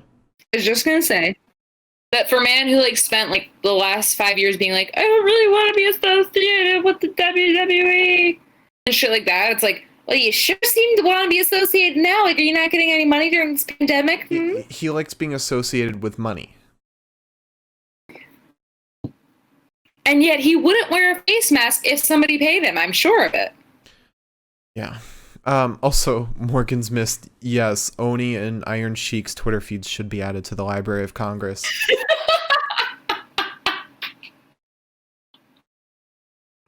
So that's my segue out of that segment. You're talking about It's funny because in terms of genre, they're the same thing. Mm-hmm. It's just all caps, and I love it. But yeah. So we're moving on to Apollo Crews versus Sami Zayn versus Big E for the Intercontinental Championship. This match was fantastic. Yeehaw, it was. We get a back elbow to the nose of Apollo from Big E. Sami then pops in about that time and decides to chop at Mr. E. There's a back body drop to Sami from Big E himself. Apollo then tries to suplex Big E. Big E turns around, counters. However, right afterwards, we get 3 belly to backs from Apollo to Big E. Yoinks. Apollo then clotheslines Sami. E goes to clothesline Apollo and Sami in the separate corners. He goes for a second on Apollo, but Apollo gives him a boot to the face. Sami is then getting his head slammed into the apron. Apollo... Or rather, let me back that up. Sami's getting his head slammed in the apron from Big E. Apollo goes over the top rope onto Big E. I saw his heel land on the head of Big E, and I said, if we could just not do that, that'd be great. He then gets a standing moonsault off of the apron onto E again. At this point, Sami decides to attack Apollo out of nowhere. And that's when we go to commercial break. We literally see Sami come out of nowhere, tackle Apollo. Apollo's laying on the ground. Sami's just standing there. Commercials. When we come back, Big E has a chokehold on Sami. Apollo breaks it up with a dropkick to Sami. E gets a belly-to-belly on Apollo, back-to-back. We get a third. God bless. Sami then gets a sleeper on Big E from behind like a little rascal. E decides to splash Apollo and Sami separately in the corners. We get a step up in security to Big E from Apollo. Big E then dumps Apollo out of the ring, and we get a Uranagi to Sami as he attempts the haluva kick. What? The haluva kick, Mark. No. One of Sami's trademark moves. No. The haluva kick. Hell of a. Haluva. Hell of a. Haluva. Hell of a kick. And yet it's haluva. Hell of a kick. Oh boy, okay. So E takes to stumping Sami Zayn before splashing him on the apron. Apollo attacks Big E, and then rolls Sami Zayn back in, hoping to get that cover. He frog splashes down upon Sami Zayn. I have yet to see a man do like the full arms through the legs frog splash for a minute now, and Apollo did that today, and I said, okay, I get it. You went really fucking high up in the air, brother. And maybe that's just because I don't play enough of Montez's frog splashes in slow-mo, so that's not on me. At that point, it was like a kick out at like 2 and like 3/4 of a second. And I was getting like a little stressed. Big E sent both Apollo and Sami flying with a belly to belly or a belly to back. Because Apollo had Sami in his arms, and then Big E grabbed Apollo and just launched them all backwards over his head. Big E then runs at Sami on the apron, who then sends a knee into Big E. We get another a real, genuine, bona fide, successful haluva kick. Oh, good, we got it past him. To Big E. Big E is down at this point. Apollo pulls Sami out of the ring so Sami cannot get the cover. Apollo then lifts Sami Zayn, launches him into the timekeeper's area while Greg Hamilton just sits by like, what the fuck? No one told me this would happen. I didn't want any guests. And then we get Big E with a big ending onto Mr. Apollo to win. Good match. I have a favorite match. Probably wasn't this one, but it was a pretty good match. Okay. Morgan's Miss said the flying commie. I love it. I love it. Sammy's got to go. My favorite commie. Sammy's got to go full communist. Do you think Vince would ever let him do that? Because he doesn't let Mustafa say anything that like he actually means. I mean, in the way that his character is right now, it would be a parody of a communist. Which, to be fair, is Sammy's thing. Right. At this point. But I think it's Sammy's thing only so that Sami can basically cosplay as a communist. Meanwhile, he 100% believes everything he's saying for the most part. It's like also okay. It's just like his character may be a parody, but everything he says in his promos and everything, he probably believes, minus the whole it's all conspiracy.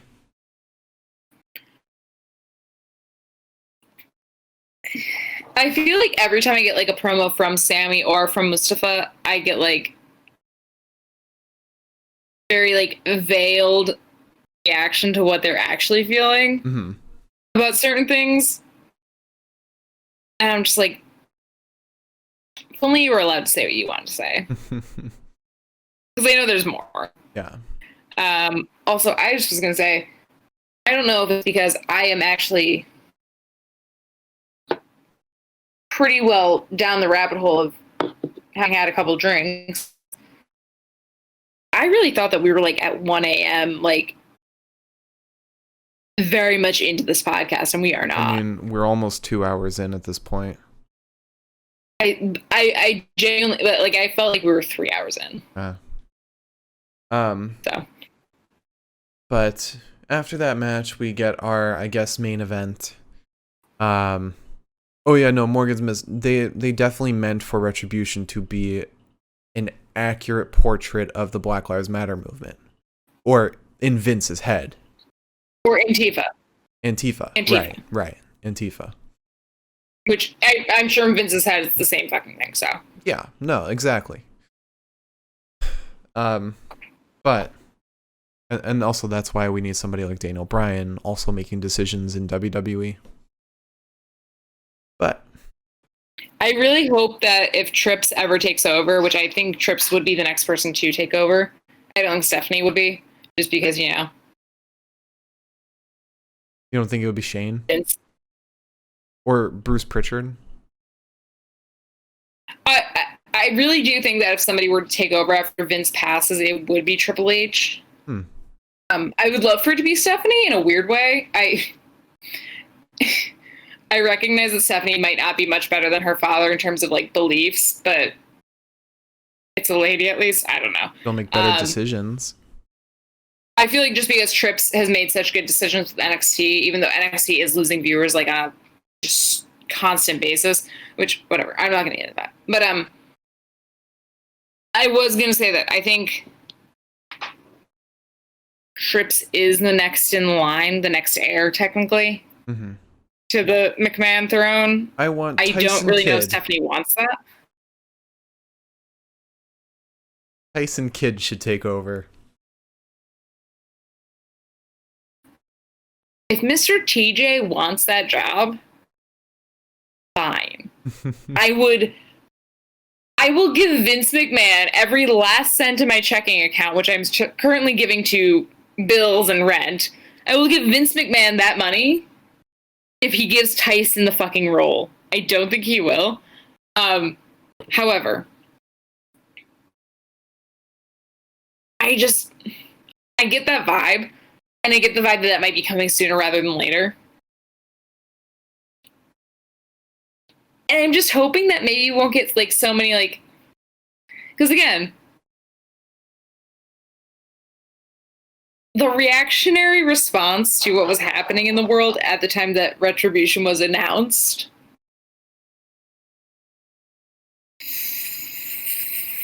Yeah. Oh man, that was not a good time. It was a very Vince time. However, we have to move on to our, I guess, main event. We had Edge talking in the ring. He's still not sure who to pick between Finn, Drew, and Roman. I wish he would mention Walter too. Please just check out NXT. Go to the UK, have a conversation with Walter, and you just let that be that. Or better yet, bring Walter over to NXT. Yeah. America. I also want him. I know that NXT UK would like fall apart, but still. I also want him to talk to like the lesser champions, like Bobby Lashley, Big E, and Johnny Gargano. I would love for him to just like walk up to fucking Jordan Devlin and be like, "I'll kill you." Just have him do like one of those lineups, just with all the champions, and be like, no, maybe, no. R-Truth's in there. Gets to Jordan. R-Truth, he just pins. Gets to Jordan, he's like, I had my eyes set on you, but not for the fucking title, buddy. Or he says yes to all of them, and it's a giant battle royale, winner take all. What have I said? The 2 days of WrestleMania this year are for Falls Count Anywhere matches with all of the title holders versus Edge. Mm-hmm. They're going to be individual, so we have to go through an hour each for each one. Or I think we should do like a huge battle royale. Winner gets literally every title in the WWE. Honestly, the thing for me is that like, I wonder if like Edge and Christian, if they became like producers, I feel like we'd be in a really good spot. Yeah, I think so. And Edge does not seem to be interested in leaving anytime soon. And Edge also said that he wants to have another tag team run with Christian. And I was like, Edge is like moving in. Edge is moving in. He's got his like fucking shirts, his couch, everything. It's all there. But let's finish off the episode real quick. Edge is still not sure who to pick. But then Roman comes out with Paul and Jay. And Edge comments on the fact that he came out with Jay. He's like, whoa, all right, I came alone. Why'd you come with backup? And then Roman tells Jay to leave, wait for him in the bus. And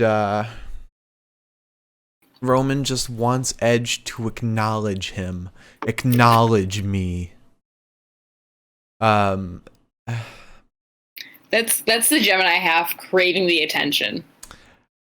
And then also, Rhode's a May Gemini. He knows what he needs. Morgan's Miss Christian is definitely coming back. They might have him challenge Big E for the Continental title or Intercontinental title. But then we get the worst way this promo could have ended. This whole episode could have ended. And we get Kevin Owens giving Roman a stunner. Can't he just leave this feud? He lost. Let it be. You know what I miss too? I miss petty Kevin. Like the Kevin that threw popcorn in the face of Seth Rollins. I miss that Kevin so much. Because Kevin was never meant to be this like super serious dude. And I think maybe Super Series Kevin would have worked for like a minute. And it did work for a minute, honestly. Yeah. But now that we've gotten it for like what I assume is going to be 3 pay-per-views in a row. Or no, 3, because he had a title match during a regular episode. So yeah, it would be 3. Well, because we had TLC, we had Royal Rumble. And I imagine we'll probably get it for Elimination Chamber. Now that we've got this happening. It's I miss the Kevin Owens that got mad when nobody was sitting in the chairs that he brought. The NXT Kevin Owens was so good. He should have just stayed there. I cannot. Also, how McHowersons, Howie Mandel, how are you going to tell me I'm getting a Kevin Owens Roman Reigns feud when Seth McFucking Rollins is fucking coming back next fucking Friday? How am I going to get, how am I, like, I want my anti-Shield reunion. I want Seth Rollins being the piss out of fucking Roman because he's mad. I'm just, I'm so fired up. Here's how it could go, and here's my ideal solution of how it'll go. So, Edge kind of backs off. This was Edge's appearance on SmackDown. We don't see him for a little bit on SmackDown. What? Did I just smell crack or is it windy out? Windy? I know there's no feasible way for a human being to push on the windows in this room, but that just gave me a fucking startle. My chest hurts.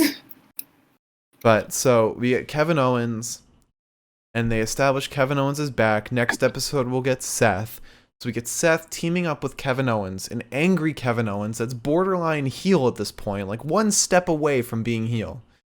So we get 2 guys who were formerly enemies allying themselves because they have a common enemy. And then we branch off. Kevin fights Jay. Seth fights Roman. And Kevin feuding with Jay eases him out of the main card. And we get Seth and Roman as the new main card.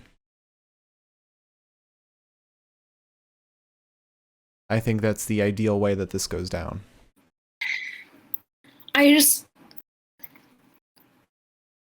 maybe this is just my centralized view of things, but the Shield was a big fucking deal. It was. And I know a lot of people, but one thing is, I know a lot of people who were really invested in the Shield and were really invested in continuing to like say like, well, maybe the Shield will come back for this, or maybe the Shield will come back for that. And like with Dean gone, it's like, yeah, okay, fine, it's not coming back, but whatever. I would die for a fucking modern day, just like Roman and Seth going at each other's fucking throats because Seth is like, how could this fucking happen to the 2 of us? You're my family. And for Seth to cut a promo, maybe, what was it? I think it was in October. I think it was October when this happened. For Seth to cut a fucking promo in October, September, whatever, talking about family and how like his like some people at home might understand what it's like to have a broken family. Mm-hmm. And we all know he was talking about the fucking Shield. I just want some Shield, some Shield fodder, please. So that's the end of the episode. The Smackdown so hard episode. Out here. We still have more of the podcast left. Would you like to spin the wheel before we get into Mark Cameron's power rankings of the week? So, starting off with my spin. And here we go. I have to wear a goddamn costume. Okay, come on. Every time. Alright, let's get your spin, and here we go. Oh, you almost got wear a costume. You have to have an accent. Okay. Let's give you. Oh, let's give you. Oh, I don't want to do that. Oh, that would be cruel. Let's give you a German accent. You've already done German with me before. I've done German. You haven't done German. You've done German with me before. I've had to do German before. No, you haven't. Definitely have. No, you have not. I recall. No. I vividly recall. Okay, I mean, you can say I haven't, but I know I have. No, I've given you French. I've definitely done German. I've given you French in Boston. Fine. I've definitely done German. I've done German. Fine, well, let's finish your sentence. Do Russian. It's the same shit. It is not. It's not the same. But let me get my costume right now.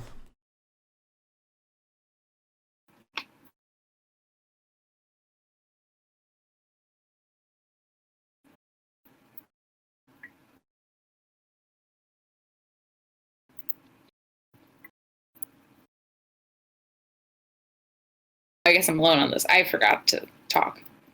Sorry, folks. Oh, he's pulling it over his clothes, isn't he? I just want everyone to know that Spider-Man costume doesn't quite fit him. It fits him well enough when he's like, I can't get it on. Yeah, see, that's what I meant, is that when he doesn't have jeans and a sweatshirt on, it fits him pretty well. But jeans and a sweatshirt, see, you can see where the Spider-Man pelvis is and where Mark's pelvis probably should be. It's not there. Yeah, no, he's not gonna get there. He's not gonna get there. He's gonna fake it out for us. It's Don't on. worry, guys. Yeah. It's definitely not a costume. Where are the arms? Definitely not a costume. Here are the it's arms. Definitely not a costume. It's not what a costume looks like. If I did that, he would be able to me. Spider-Man. It's not a costume. It's not a costume. All right, let me. There we go. I'm Spider-Man. All right. So. Not a costume, but sure. I mean, I'm wearing a costume, just not how it should be. All right, so let's jump into the Mark Cameron Power Rankings of the week. Our top 10 of the week. We got a big shift from last time because Peter Rosenberg is no longer in the top 10, shockingly, because he lost his title during the Michael K show. But we now have number 10. We have one half of the Raw Women's Tag Team, or the Raw Tag Team Champion. No, the Women's Tag Team Champions, Nia Jax. Unfortunately, we have the NXT UK Cruiserweight Champion, Jordan Devlin, at number 9. We have the NXT... I'll kill him. We have the American Cruiserweight Champion, or I guess, in his case, the South American, Central American, I'm not sure exactly where he's from, Cruiserweight Champion, Santos Escobar. Then we have not a champion, Timothy Thatcher, at number 7. And at number 6, we have one half of the Raw Tag Team Champions, Shelton Benjamin. Then the VGOG is what they call him on Up, Up, Down, Down. Then we have at number 5, the winner of the Women's Royal Rumble, Bianca Belair. Number 4, we have the other half of the Raw Tag Team Champions, Cedric Alexander. Then we have the Intercontinental Champion, Big E. And Morgan's missed. I think technically Mexico is North American, but I think it's dubbed the name Central America, because I think it goes back and forth on whether it's North or South. But I think geographically, officially, it's North America. Then at number 2, we have the NXT Champion, Finn Balor. Santos is from Mexico. From Mexico, okay. Mexico City. Gotcha. Thank you. And then at number 1, we have the reigning, undisputed WWE champion, Drew McIntyre. And that concludes the Mark Cameron Power Rankings of this week. So, best of the night? No. Yeah, I was going to say, you didn't put up the sign yet. I really zoned out. Sorry. Yeah, I could tell.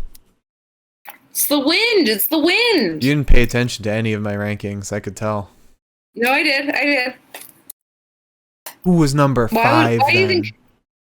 I don't fucking know. Santos? Wait.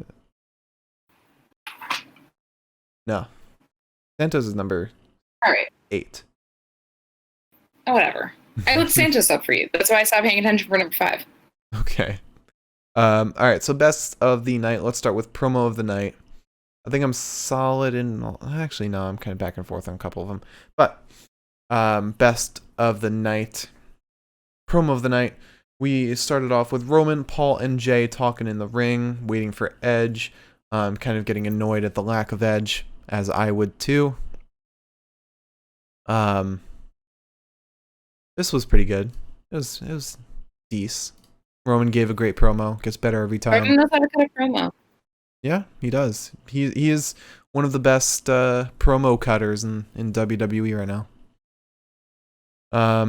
And then we had an interview with Big E, which was kind of nothing.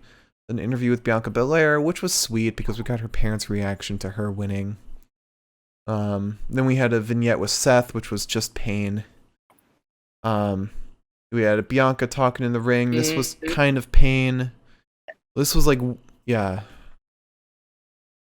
Just to say, why did we have the Seth promo twice? Because we got the Seth video package twice tonight. I don't know why. I don't know. It almost felt like it wasn't supposed to air when it did. I think they just needed to fill time. Yes, I don't know. It was very weird because like sometimes when it's like first done because the announcers are like, and remember Seth Rollins? Oh. And then they show it, and then like later on in the show you're like, oh, I get it. You're showing this to me because like you want me to remember. Because it was first done without like an announcement, and then it was done the second time with the announcement from the announcers, I was like, why are we doing this? Mm-hmm. I don't know.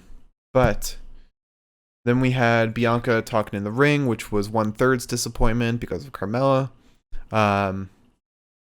Sasha and Bianca are both good. I'm looking forward to that feud when it eventually happens, which won't be for a while. I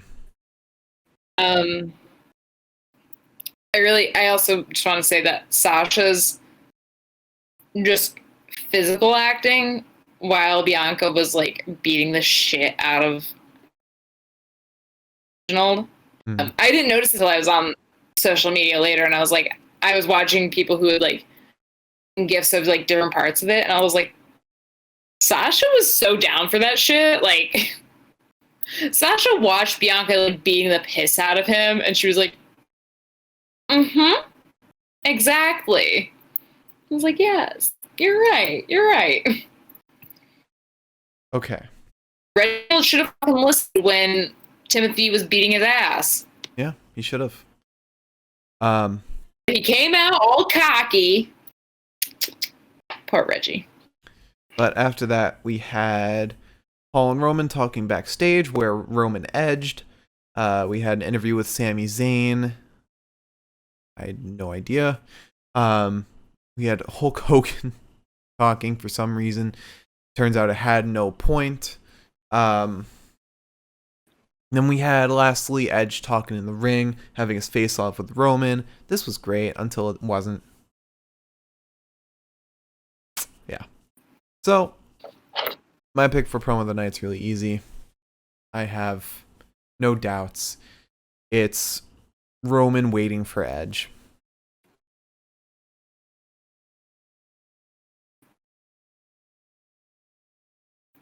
Yeah, alright.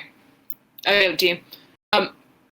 Almost entirely because Roman started screaming into the mic, and Paul just was like, I get it, Paul. It's okay. We're good. I would have given it to Edge actually coming out, but then it if ended it were not for the fact, yeah, with Kevin Owens. and right, and on top of that, it's like, well, maybe the Sasha and Bianca promo would have been great, but then I remember that Carmella was part of it, and I'm like, more so, Reginald was a part of it. The entire Carmella team was a part of it, and I didn't care for that shit. Because if I could do one thing, it'd be just send Carmella back down to mid-card and just call it a fucking day. But either way. Yeah, I mean, I think that the only promo that was perfect, in a sense, was... I don't like Daddy Longlegs over here. No. I was just gonna say that I think the only promo that like worked out in a sense that like there was nothing really inherently wrong with it, and like got some sort of response from me personally, was the Roman promo in the first place.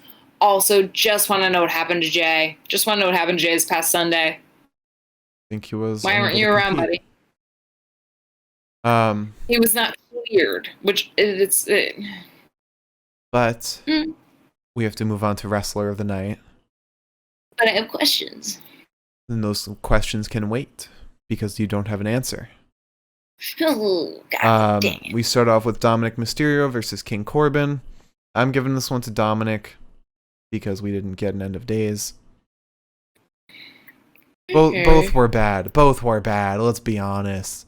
Both were bad today. I think Ray dressed a lot like Kalisto tonight for a man who was called out by Kalisto earlier today. Ray wore a dress shirt and pants.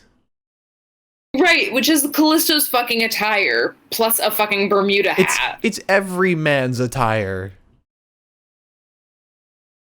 I must be missing out on men left and right if that's the case, because if they're all dressed like that, like, okay, fine.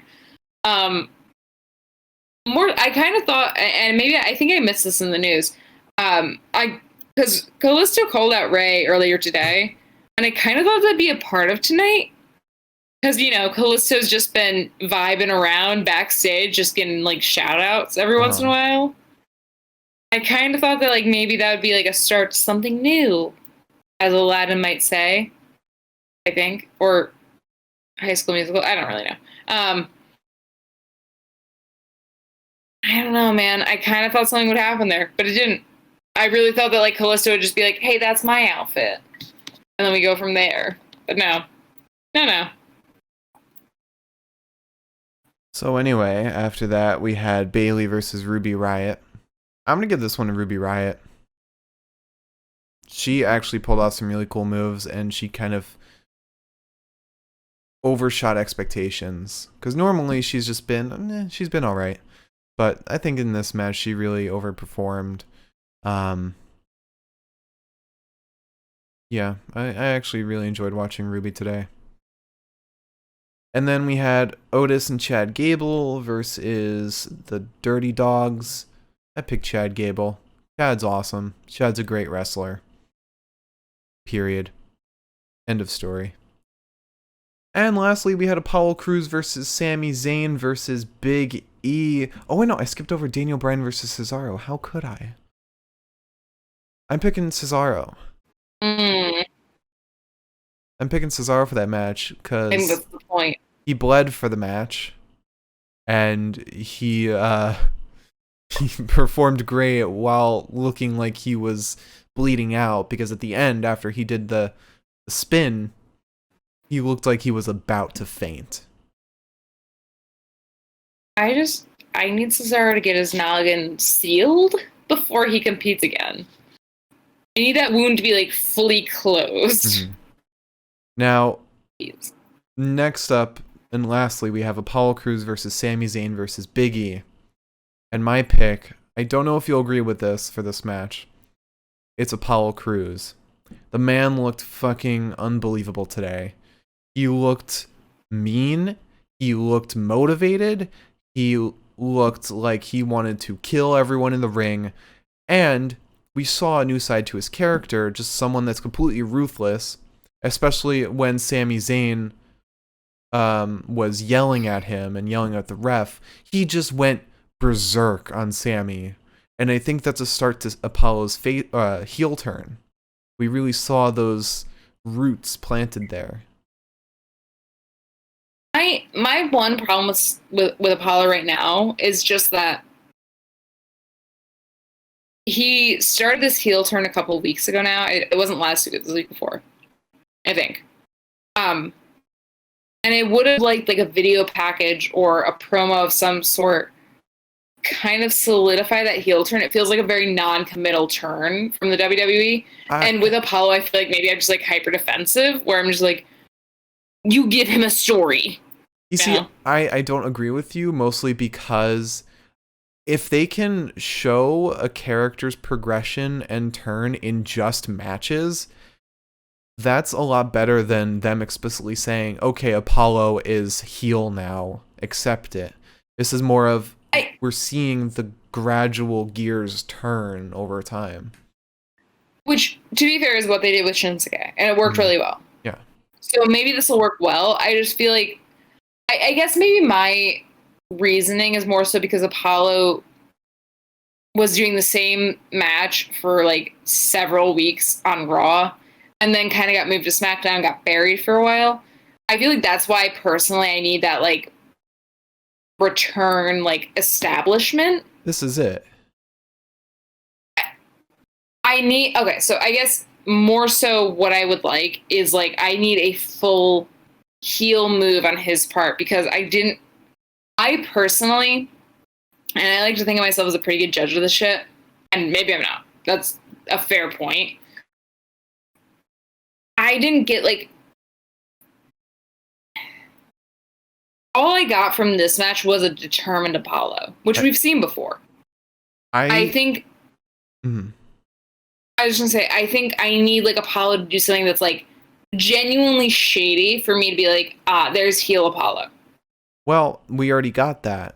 First of all, we got it in this match when Apollo just went all out on Sami after just yelling at him, completely taking his focus away from the title and onto Sami, showing that he's, easily provoked and can snap easily. But we got it way earlier, 3 to 4 weeks ago. Remember when Apollo was sitting in the room with Roman Reigns learning from him? That was the start of that wasn't enough for me. That wasn't enough for me, though. That's the things that, like, him sitting in a room is not a heel turn. That's him sitting in a room listening to a person talk. But it's planting the seeds. I want to, like, don't get me wrong, I want to agree with you in the biggest possible way, because I would love, first of all, Apollo's got, like, that $1,000 smile. I would love for him to turn that into a fucking heel smile, for sure.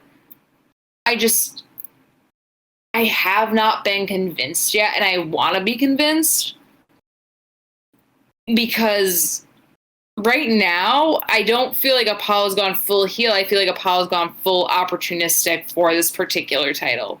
Mm-hmm. And I think that's why Shinsuke's face turn without any sort of real announcement worked better, because Shinsuke wasn't immediately fighting for a title. Shinsuke was just kind of in the running. Mm-hmm. And then suddenly he was part of a face tag team, and I was like, oh shit. And then we had the Cesaro moment. It was a brief moment, but we had the Cesaro moment, and I was like, oh no, okay, I get it.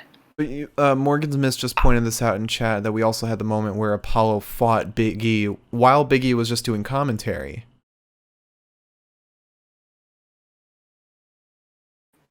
Yes, that's true. I don't know. I base a lot of my assumptions on how I interpret my memory, mm-hmm. which is how I do a lot of stuff. If I remember something as not being, because I feel like I'm a very emotional person, so I feel like if something happens and I have an emotional response to it, I'll remember that. I didn't have any emotional response to Apollo, and maybe that's just Elizabeth not paying fucking attention. Maybe anytime anything real happened with Apollo, I was just in my own head. Mm-hmm. That is very possible. I will not deny that. It hasn't been sold yet.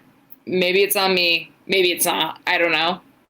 Well, I want to be sold, though, because I do love Apollo and even face Apollo when he was in his 500 matches versus Bobby Lashley and the Hurt Business. I was enjoying watching Apollo do what he was doing. Mm-hmm. So I'm not worried about not being impressed by him. I mean, Apollo does shit. Even tonight, Apollo did shit where I was like, that doesn't make sense for a human being to do these things. Mm-hmm. So my qualms with Apollo are never about technique, at the least. Which I think if you're a wrestler, that's probably the best case scenario. He's a fucking amazing wrestler. Because there's more than he's getting as it is. Well, I think we should just move on to picking the best wrestler of the night. Because we've talked about Apollo enough. I don't think it's any shock. My pick for best of the night is Apollo Crews. Look, listen to me. Listen to me. I think Cesaro was great, but we didn't get a long enough match for him to really show off. That match was like horribly short. Okay.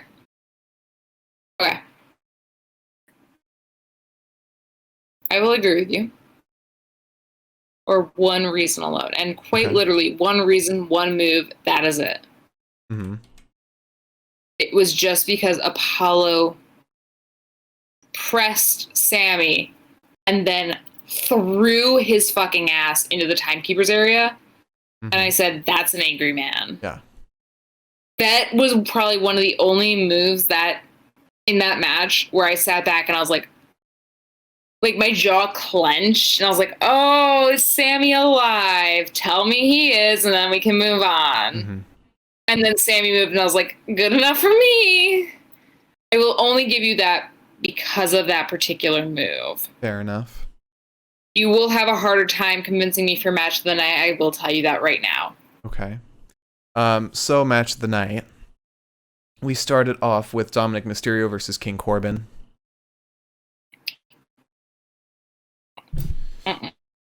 And then we went on to Daniel Bryan versus Cesaro. This match was good. It was pretty great. I'm mad it was so short, and I think it would have been longer had Cesaro not sustained that injury. Because the episode ended early. The episode ended a few minutes earlier than expected. 2 minutes, plus the time for that vignette, the second Seth vignette, which I don't think was supposed to happen. I think we were supposed to get a longer match here, but they had to call it a little earlier. But Cesaro was great. Daniel Bryan looked good. Again, I just wish this was longer.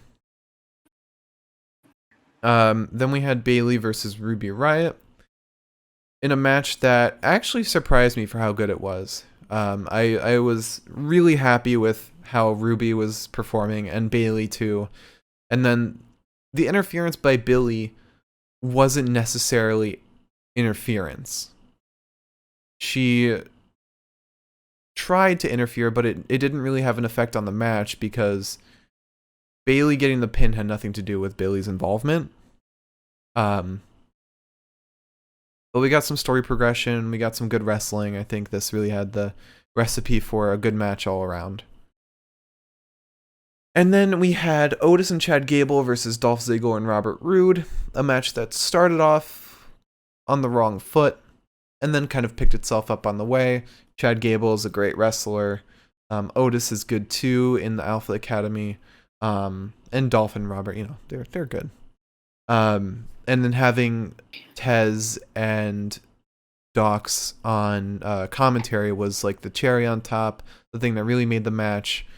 And I think gives us an interesting place for the tag team scene to go, especially since Sonya said that she wants to give other tag teams a chance. it kind of brings questions of where Street Profits are going to go in the meantime, whether they're going to pursue non-title feuds or move into these more technical areas like commentary. But then after that, we have the last match between Apollo Crews, Sami Zayn, and Big E. This I was so happy with. I was excited going in because I love triple threats for the title because it's always really exciting for the most part. And this seemed like it would be the end to the Apollo Big E feud and the Sami Zayn Big E feud. And this match was fantastic all around. Like, Sami was performing well. Apollo was performing fantastically. Big E was great as well. And we saw a new side to Apollo, just going full berserk on Sami. Big E retaining the title in like a really convincing fashion. And then Sami actually like performing better than expected. And kind of being thrown into a position, like kind of being disproved of his conspiracy theory because he lost in like a convincing fashion. It wasn't anything sneaky. I'm sure he's going to pull something next week that's like, the ref counted slow. I got to a 3 count, because it's kind of what he was arguing about. But I think we did see an evolution to the storyline here, a new chapter. And we got fantastic wrestling along the way. I know what you're thinking. Do this to me. Come on, I already gave you fucking one thing. I gave you one thing. But look, I seceded this time. Again, the Cesaro Daniel Bryan match was too short. It was way too short. So with that said, my pick for match of the night is Apollo Crews versus Sami Zayn versus Big E. I'm trying to give Big E a W, okay? For Mike. Yeah, I'm sorry. I'm not like that, though. I'm built different. We'll have to turn to the chat. We'll have to turn to the chat. I'm not going to give in because I did like the Big E Apollo Sami fight, but it's just... Oh, man. The Cesaro and Daniel Bryan fight, I will admit that fight would have been great if it were much longer and maybe even main event, and I think it probably deserved to be main event over this fight because we've gotten this fight, at least in different iterations, multiple times. We've gotten Big E versus Apollo multiple times, we've gotten Big E versus Sami multiple times, and now we're just getting them all together, which is the same fight. It's just... I'm not doubting that, but you're saying you want to put a regular match that has kind of no background behind it above a title match. Right, because we got movement from Cesaro personality-wise, which we have not gotten in a very long time. I mean, we got the beginning of Cesaro's face turn. But... I mean, that's massive. But Cesaro's not a main card guy right now. But he could be. Yeah, he could be, definitely. I don't think... And on top of that, what I'm saying is I don't think that Big E and Apollo and Sami, this match, I don't think that deserved to be main event. It wasn't main event. That. It wasn't main event. Okay, the main event match, as opposed to the main event promo. This was our final match of the night, which I believe counts as a main event match. Well, regardless, I disagree just because of how short it was. But between the Cesaro Daniel Bryan match and the triple threat for the Intercontinental Champion, we have to turn to the chat to decide a tiebreaker between those two matches. For those watching, which do you think should win the match of the night from Smackdown tonight? Let us know in the chat. Yes, Morgan missed. Oh no, you have to pick. Between those two. No going to the other matches. Imagine Morgan's missed just chooses a different match from the two that we've already chosen. Just chooses Roman Reigns and Edge. Fine. What do we do in the meantime now? Well, normally we would go on to the next best of the night, but this is the last one. So how are you doing? Baseball starts in a couple of weeks, so I'm doing fucking fantastic. It starts in like 10 days. Pitchers and catchers report, and then on February 27th, I hate saying February. On February 27th, the first spring training game starts, and then I've got spring training games like every day until April 1st, which is when the April Fools of my life, which is Yankee season, starts. I'm so excited. I can't wait for you guys to fucking Trevor Bauer and for him to fucking make absolutely no difference in your team. He already signed to the Dodgers. Did he? Yeah. See? You guys are the same victims of the Yankees now. The same shit happened to you guys. But we have one vote for the triple threat from Morgan's Mist. Because his reasoning was that he liked the last Cesaro-Daniel Bryan match better. Thank you, Morgan Smith. I appreciate your opinion. I appreciate you.